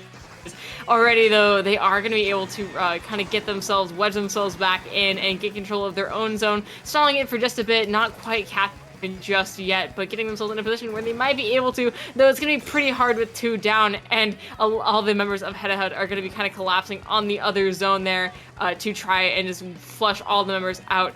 It's 15 points left on the board, time rapidly running out, but once again, the other zone is going to get neutralized, and Narwhal is going to buy themselves just a bit more time. Yeah, but Narwhal Gaming using these flank routes, as just many options to give themselves a fighting chance, but they're going to get taken out one by one here. Hehdhdud doing a great job of staying composed here in this hold and just able to sniff out all of the flanks that are coming out, and it looks like they're going to be able to hold it into a knockout, and that's going to be Hehdhdud starting this grand finals in a very strong way. Yeah, definitely. Looking forward to seeing how this game progresses, or not this game, but this matchup rather progresses on, because we saw some great things out of both teams, but Hehdhdud really notably is able to get such a solid hold, and were able to really coordinate themselves. There was a lot of times where they seemed kind of unified in one single goal and went after it and was able to, take advantage of all the control that they got. Yeah, I mean, in general, Hehdhdud just had a huge amount of control in that game, but I mean, Flounder Heights is a little bit easy, to get locked out in if you're not perfectly playing with your team. I mean, I'm not so arrogant as to admit that the map has no flaws, but still a good time. But hopefully this map's going to work out a little bit better for Narwhal Gaming, which is going to be TC on Mako. If you have any thoughts on this stage. It's pretty solid. Sometimes it can be a little bit weird, especially as you approach the last 2 points. It can get snowbally, but that's just tower control, baby. That's just how the game works. The special advantage is always going to be a little bit snowbally when you're on that offense. But right now, I don't know. It's just a very solid map. You can make almost anything work. I bet those buckets are going to come back out in some capacity. Where it's almost like a pretty good chance we're going to see some machines. We're going to see some crabs. And out of these comps, we might see something a little bit weird too. I wouldn't be surprised if Ripping went back on either, the Stamper or the Wiper. One of the two. It doesn't really matter. A lot of stuff can work. I mean, regardless, Ripping has just been kind of tearing it up. We saw, exactly how effective it was in that last set in top 4, and Narwhal riding off the momentum a little bit, but Hehdhdud trying to stop him head on quite literally. But neither of these teams are to be underestimated. They're not infallible, but they are certainly strong to have gotten to this point. So I feel like we're gonna have a great set ahead of us. I mean, if that first game is anything to say, these teams are able to hold their own in team fights. Hehdhdud obviously came ahead more often than they didn't in that last game, but Narwhal Gaming still very fierce competitors, still very good at playing together very well. Very good at coordinating in general, so it's going to be a fun set. Here we go right into game 2. Let's see if these comps change whatsoever. We do see the 96 Deco coming back out for that crack and being able to push and clear a way for the tower. Of course, Splash, Machine, Neo Splash, and we do see Ripping's triumphant return to the Wiper, where I bet we will see them tear it up some more with Hammer. Hopefully, I always love to see some good Hammer action, but as of right now, it looks like Hehdhdud is kind of being pushed back a little bit off their stack, but right now these teams are just dancing with each other, trying to see who's going to get the first pick, and it looks like Narwhal gets it. They're going to be already pushing up onto that right stack, collapsing on the other team, kind of trading pick for pick, though. Hehdhdud is holding their ground very well, and it is a 2v2. Crab out in mid, Wiper out there reinforcing it, and just pick after pick. Now their team landing a solid advantage, even after 40 seconds have passed. Yeah, exactly, and Narwhal is trying to push this tower to the checkpoints, but Mako, I'll say it as an interesting layout of the tower checkpoints. I'm not exactly a huge fan of it, but regardless, Narwhal trying to just get through. They're so close. They are able to break. That hammer throw gets a double there from Ripping. My goodness, and that's the wipeout. Ripping gets a nice triple with that kill and a half, and Narwhal Gaming ripping their way through that path all the way to that second checkpoint. Stop beating a dead horse joke challenge. How many ripping jokes can we make? But, if we're going to keep going, looks like they're going to rip through this third checkpoint here. Or, as Hehdhdud goes 3 down, they have a player on the tower. It's only that Machine, or that's actually the 96 that can really defend against it. And Narwhal makes quick work of Hehdhdud here. They got one push, and they did not need a second. Narwhal Gaming absolutely just tore through that game unabashedly and without really much pushback, just because of how severe their aggression was. Hehdhdud not really ready to respond to that properly, and Narwhal Gaming gets on the board. And I mean, just in these first 2 games, it just goes to show how differently these teams play, but still how well they are able to take on each other. I mean, we've seen pretty much both sides of the coin here, so the next up to 3 games is going to be interesting for sure, starting on Museum Rainmaker. Yeah, Museum Rainmaker, once again, I don't think there's a single museum mode that doesn't hit incredibly hard. I mean, at least above average. Rainmaker is definitely one of it's still fun. It's still a really fun one. You can either take the long, more safe way around and go up that ramp, or if you feel so inclined and if there's an opening for it, you can just jump right onto the plat and right onto the checkpoint, which adds a little bit of spice to the game, in my opinion. Just spinners making things interesting. The plats being both really fun to defend and really fun to attack on with the cover that you get from the spinners that's constantly moving, constantly shifting. It is really a fun map all around, and I think you can make a lot work here. If these teams were to run a backline, I think this would be a pretty good option, even though it is Rainmaker, just because of how good the sightlines are on this map and how much control you can get. But these teams have been playing some really aggressive comps, so I don't expect that we'll see that. Yeah, let's be real with ourselves. We're not going to see a backline here. Almost, it's me coping. Almost. I mean, look, you are a backline fan, and you know what? I do love seeing a good backline pop off. It's always nice to see, but I mean, these teams are kind of just holding W key, and I mean, they're both running a splash pretty much every single game, so they kind of have that backline on lock there. So, I mean, that's just kind of what this meta is. It's very fight based. It's very, based on how well you can play with your team. And backlines aren't super well suited to that. But I guess we do have a little more time to discuss here just the implications of the set. We are having a bit of difficulties behind the scenes, as is oh so common with this game, but we still play it anyway for sets like these. Yeah, Splatoon 3 for the Nintendo Switch is multiplayer game of the year, or at least was. I don't know. Does it still count because it's 2023? Not sure.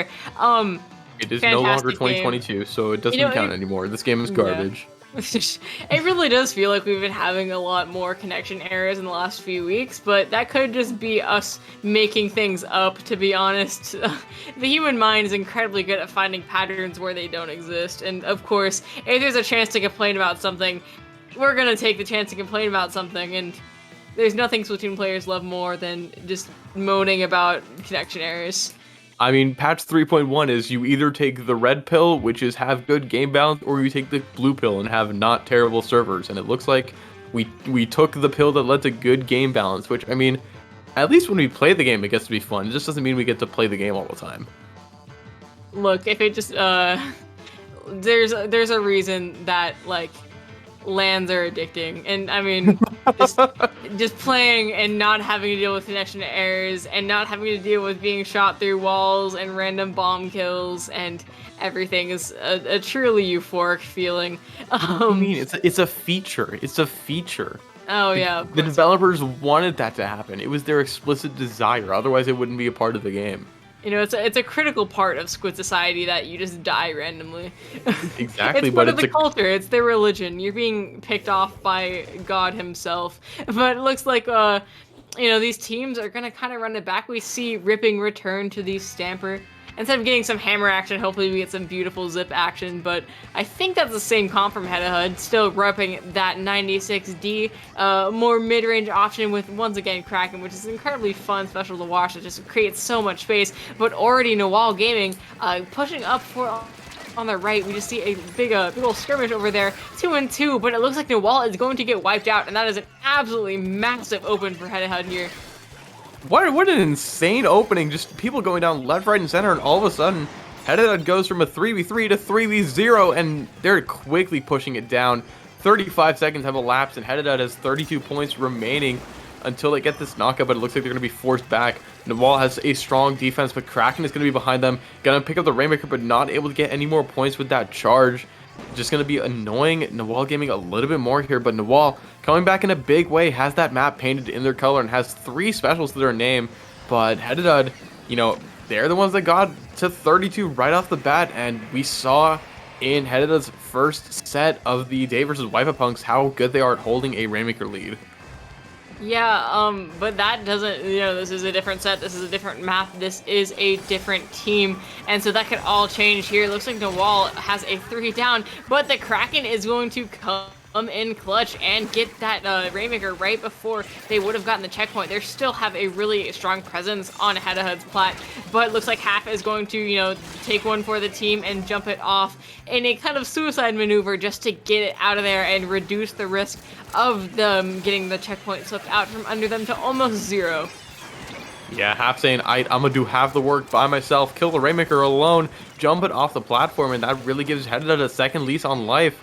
And, I mean, a second chance to defend this checkpoint that they were so close to losing, but it looks like Narwhal Gaming is going to break that absolutely uncontested, and now Narwhal Gaming has absolutely free reign to push it as far as they can, but will they be able to push it far enough to get that lead? They cannot. It gets stopped at 33, but Narwhal Gaming still has great presence. The pop's going to go in favor of Hehdhdud, but Narwhal Gaming can still pick it up, but it's Hehdhdud that's able to drop it back off the map once again, defending their lead this time by 1 point, but Narwhal Gaming still has a massive advantage in terms of player advantage. This crab is going to have to be popped at the perfect moment and not get picked off by this machine. They do get the lead, but things aren't over yet. Picks are still happening left and right. Machine gets picked off, and Hehdhdud does have an opening once again. Only that T-Tech left alive, who is responding and is actually right there on the plat. They just have to clear space fast. They have to not get distracted by the splash, which is kind of coming up and trying to really distract them. Stamper, once again, Ripping doing a fantastic job at just completely shredding the enemy team. And Hehdhdud, once again, 3 down. It looks like the momentum that they had at the beginning of this game is starting to really fade off, and they're just kind of struggling to respond to Narwhal's repeated over and over again pushes. Yeah, I think Narwhal's is on their 3rd push of the game right now. Hehdhdud only got 1 push, and that started and ended in the very first minute, and this Kraken is going to be able to find it. Hehdhdud is very good at their defense, especially when using their specials. Like, these crabs and Krakens are coming up huge for them, but Hehdhdud is really struggling to make something work on offense here, and that's where Narwhal Gaming is really starting to pull ahead here as we go into the final minute and a half of this game. Narwhal Gaming still on the enemy plat. Machine picking up the Rainmaker, gonna move that Rainmaker even farther with the Squid Roll down to 16, and Hehdhdud, things are not looking great for them right now. They only have 1:15 left to get it down to 15 or lower, and Narwhal Gaming still putting up a great fight on the enemy plat, just trying to get as many points as they can from this push. Yeah, that was an absolutely devastating hole in Hehdhdud's defenses. Now they have to push all the way to 15, which is just kind of salt in the wound. And Chomper over here is going to put, just kind of on their own, going on a magical journey, going to pick off the Rainmaker, going to get a strike tag out and get the pop on it, and just running it further and further. Narwhal is kind of following the mentality, the philosophy of, if we're pushing, they can't. And so they're just pushing over and over again, even if they're not advancing the score at all, just putting so much pressure on them and making it so they can't think, they can't formulate plans, they can't get their specials, because they're using it all on defense instead of on offense here. They are kind of coming back up again, but Ripping is going to be coming behind, forcing them to drop off plat just to kind of stay alive here and make sure that their backs are covered. Still alive, even though just kind of running back into them and getting the pick on the Rainmaker, making it harder and harder for them to get it back. Some members going down left and right here. Yeah, I mean, Narwhal's been spending the last 5 minutes basically being the highlight example of the best defense is a good offense, and now they just have to defend this Rainmaker here in overtime that Hehdhdud is definitely going to try, but they're just going to get taken out too quickly, and Narwhal Gaming going to be taking that game 3 in dominant fashion, and they are 1 game away from taking the tournament here. Yeah. If things went on for maybe a minute or 2 more, I could definitely see Hehdhdud taking it back.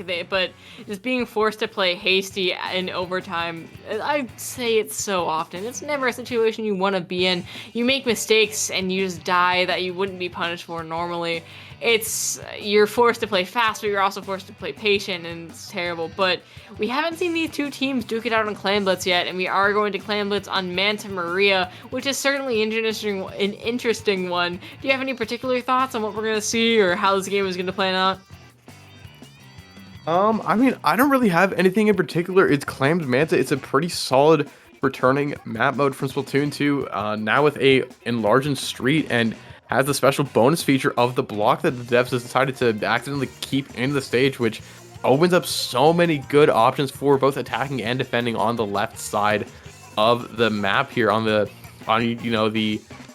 plat area. But I mean, regardless, it's Manta Maria. A lot of that play is going to be centered around the plats and the bunkers. This is definitely a stage where sloshers are going to thrive, and I mean, we've seen absolutely insane machine presence throughout the set, so we might see even more of that.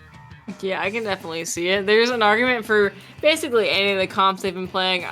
The real test is Ripping going to be on Stamper or Wiper?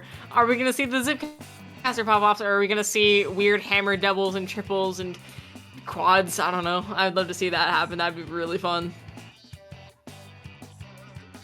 Yeah, I mean, that would be really fun. It's always nice to see just a very strong, user of certain weapons just absolutely pop off, and that's exactly what Ripping has been doing throughout this entire tournament here. And I mean, clearly been working in the favor of Narwhal Gaming. They're one game away from, but do not count Hehdhdud out. They're here for a reason, and we're going to see that reason here in this game 4. We see the triple splash return. It comes back! It's full circle! And we're gonna see Ripping here on the Wiper. Keep an eye out for those hammers. Keep an eye out for the aggression that's gonna come from Narwhal. But Hehdhdud running a really defensive comp here. That those double crab is gonna do absolute work here at just holding things down. They were struggling a lot on defense there, and I think the kind of goal there is to have those crabs be able to hold space a lot more effectively than they've been able to in the past. Absolutely. I mean, we talked about Crab is just basically a backline, and I guess Hehdhdud just wants a bit more of a backline presence, but so far it's working in their advantage here. They're able to get the wipeout, but only one player left alive. It is half on the splash here. Trying to get that ball into the basket is able to do so. Gets an extra clam for some extra credit, but half is forced to jump out as all of Narwhal Gaming is going to swarm them here, but that allows Hehdhdud to get a pretty significant map advantage here. But they're not really converting into that much. It's 3 apiece on these teams right now. Yeah, 3 apiece, but Hehdhdud still is holding mid. I would imagine they're going to have a crab charge pretty soon. That's kind of the way of the world when you have 2 crabs on your team. But Narwhal does get a critical triple down on Hehdhdud and is going to be able to move in. Not quite, though, as some of the members of Hehdhdud were there on the defense at the ready. And this hammer does get picked off before it can really do anything significant. They do break the barrier, they do lose the lead. But this defense is far from over, and I don't know. It's with the crab coming in, these members are still here. They're still kind of going to be scoring. They're still going to be putting a lot of pressure, but it's not going to be the total blowout that it could have been in theory. I mean, Narwhal Gaming's going to try to make it a blowout, but the ball not quite able to make it into that basket, but still, a push to 53 is absolutely respectable on this map here. But Hehdhdud definitely has the ability to respond here. They have 3 of their specials online, 2 of them, of course, being crab, and 1 crab. There's no better special to set up a crab than your own crab, but right now this Wiper Ripping is going to be trying to drop onto one of the splashes and pick them off. Hehdhdud can try and get some reinforcements, but the Wiper's going to get the trade thanks to that hammer, and all of a sudden Hehdhdud is, facing a pretty significant disadvantage while they're trying to push. I don't think they're going to be able to push like they want to here. Yeah, Machine does get taken out. That is going to be, one single power clam in, but a single power clam does not a push make. You need the follow-up, you need the control over the area, you need the specials, and it looks like, with all the enemy, or all of the players of Hehdhdud vacated from that area, mid is back into Narwhal Gaming's control, and it's Narwhal's court now. The specials, the tri-strikes are coming out, forcing that crab to move, the booyah, forcing that crab to move, and another power clam goes into Hehdhdud's basket, pushing it further and further. They did just get wiped out, though, which does make room for Hehdhdud to make another retaliating push, and this one is going to be more well set up if they have anything to say about it. Yeah, beautiful effective wipeout by Hehdhdud there, and they're going to try and make it count as best as they can. Only 2 minutes left on the clock, and the clam economy is absolutely in their favor here. 19 points of material, but only 2 members left alive. That's the wipeout by Narwhal Gaming, suffocating every push Hehdhdud has tried to make so far, and it's just been so good at regaining all of that control all over again. Trying for another push here. That power clam is right next to the basket. Basket's broken again. Another power clam going in, down to 26, and Narwhal Gaming is running away with this one.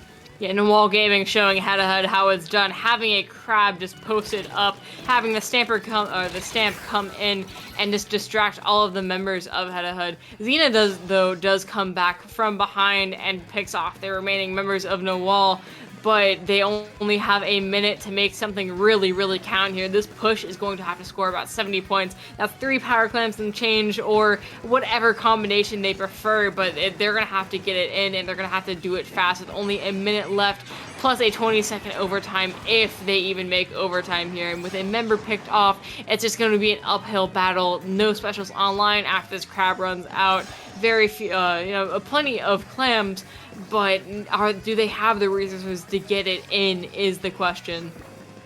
Yeah, I mean, Hehdhdud with the overtime now is a minute to win it, but Narwhal Gaming's defense has been so difficult for Hehdhdud to break. They have the numbers advantage, but the machine goes down right away, and the splash goes down right away again.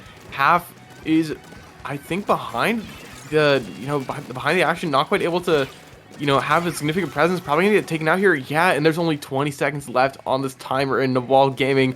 They can taste the win here. They're so close. They just have to defend it a little bit longer, and they have the Booyah Bomb to just help absolutely shred the crap here. And here we go, 10-second timer is ticking down, and Narwhal Gaming, they're so close. They just have to hold on. Hehdhdud trying to push through, using those tri-strikes, just trying to open up a path. They have the power clams in their control. They have some man advantage. Finally, they need to make it to that basket, but time is running out here. Only 10 seconds. There's a ball jump coming to that basket. It's going to be able to break it. Is Hehdhdud going to be able to make it happen? They're 2 dead right now. Narwhal Gaming gets the pick. 3 dead. Is just half left alive, left alone with the weight on all of their shoulders here, trying to get all the clams they can down to 43, but Narwhal going to quickly snuff them out here.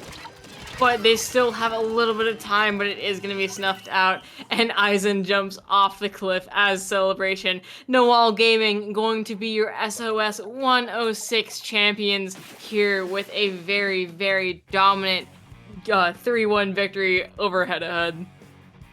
Yeah, I mean, Narwhal Gaming dropped that game 1, but just had such a dominant streak to win Grands here and to win SOS 106, so absolutely incredible play to Narwhal Gaming plus Ripping. I mean, they tore their way through the bracket to get here. They beat, Qatar, TatsuGAYri, and so many teams along the way, including Sanctuary and all the teams that they faced in pools. So absolutely incredible to Narwhal Gaming. Huge props to Hehdhdud for making it here and for putting up one heck of a fight. This was a great set and honestly a great tournament top down, but Narwhal Gaming is going to be walking away with that championship.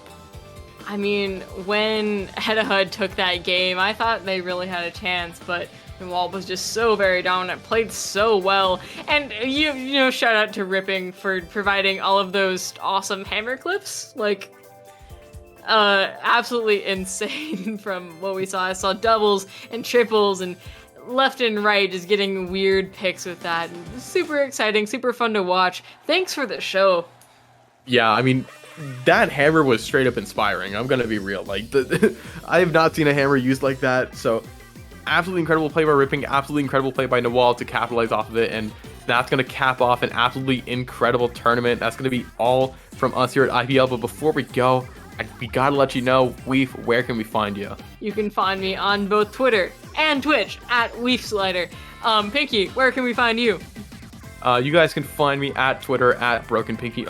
But with that being said, thank you all for tuning in to a wonderful night of SOS. Hope you guys had a great time. Make sure to stay safe, take care of yourselves. We'll see you guys next time. Take care.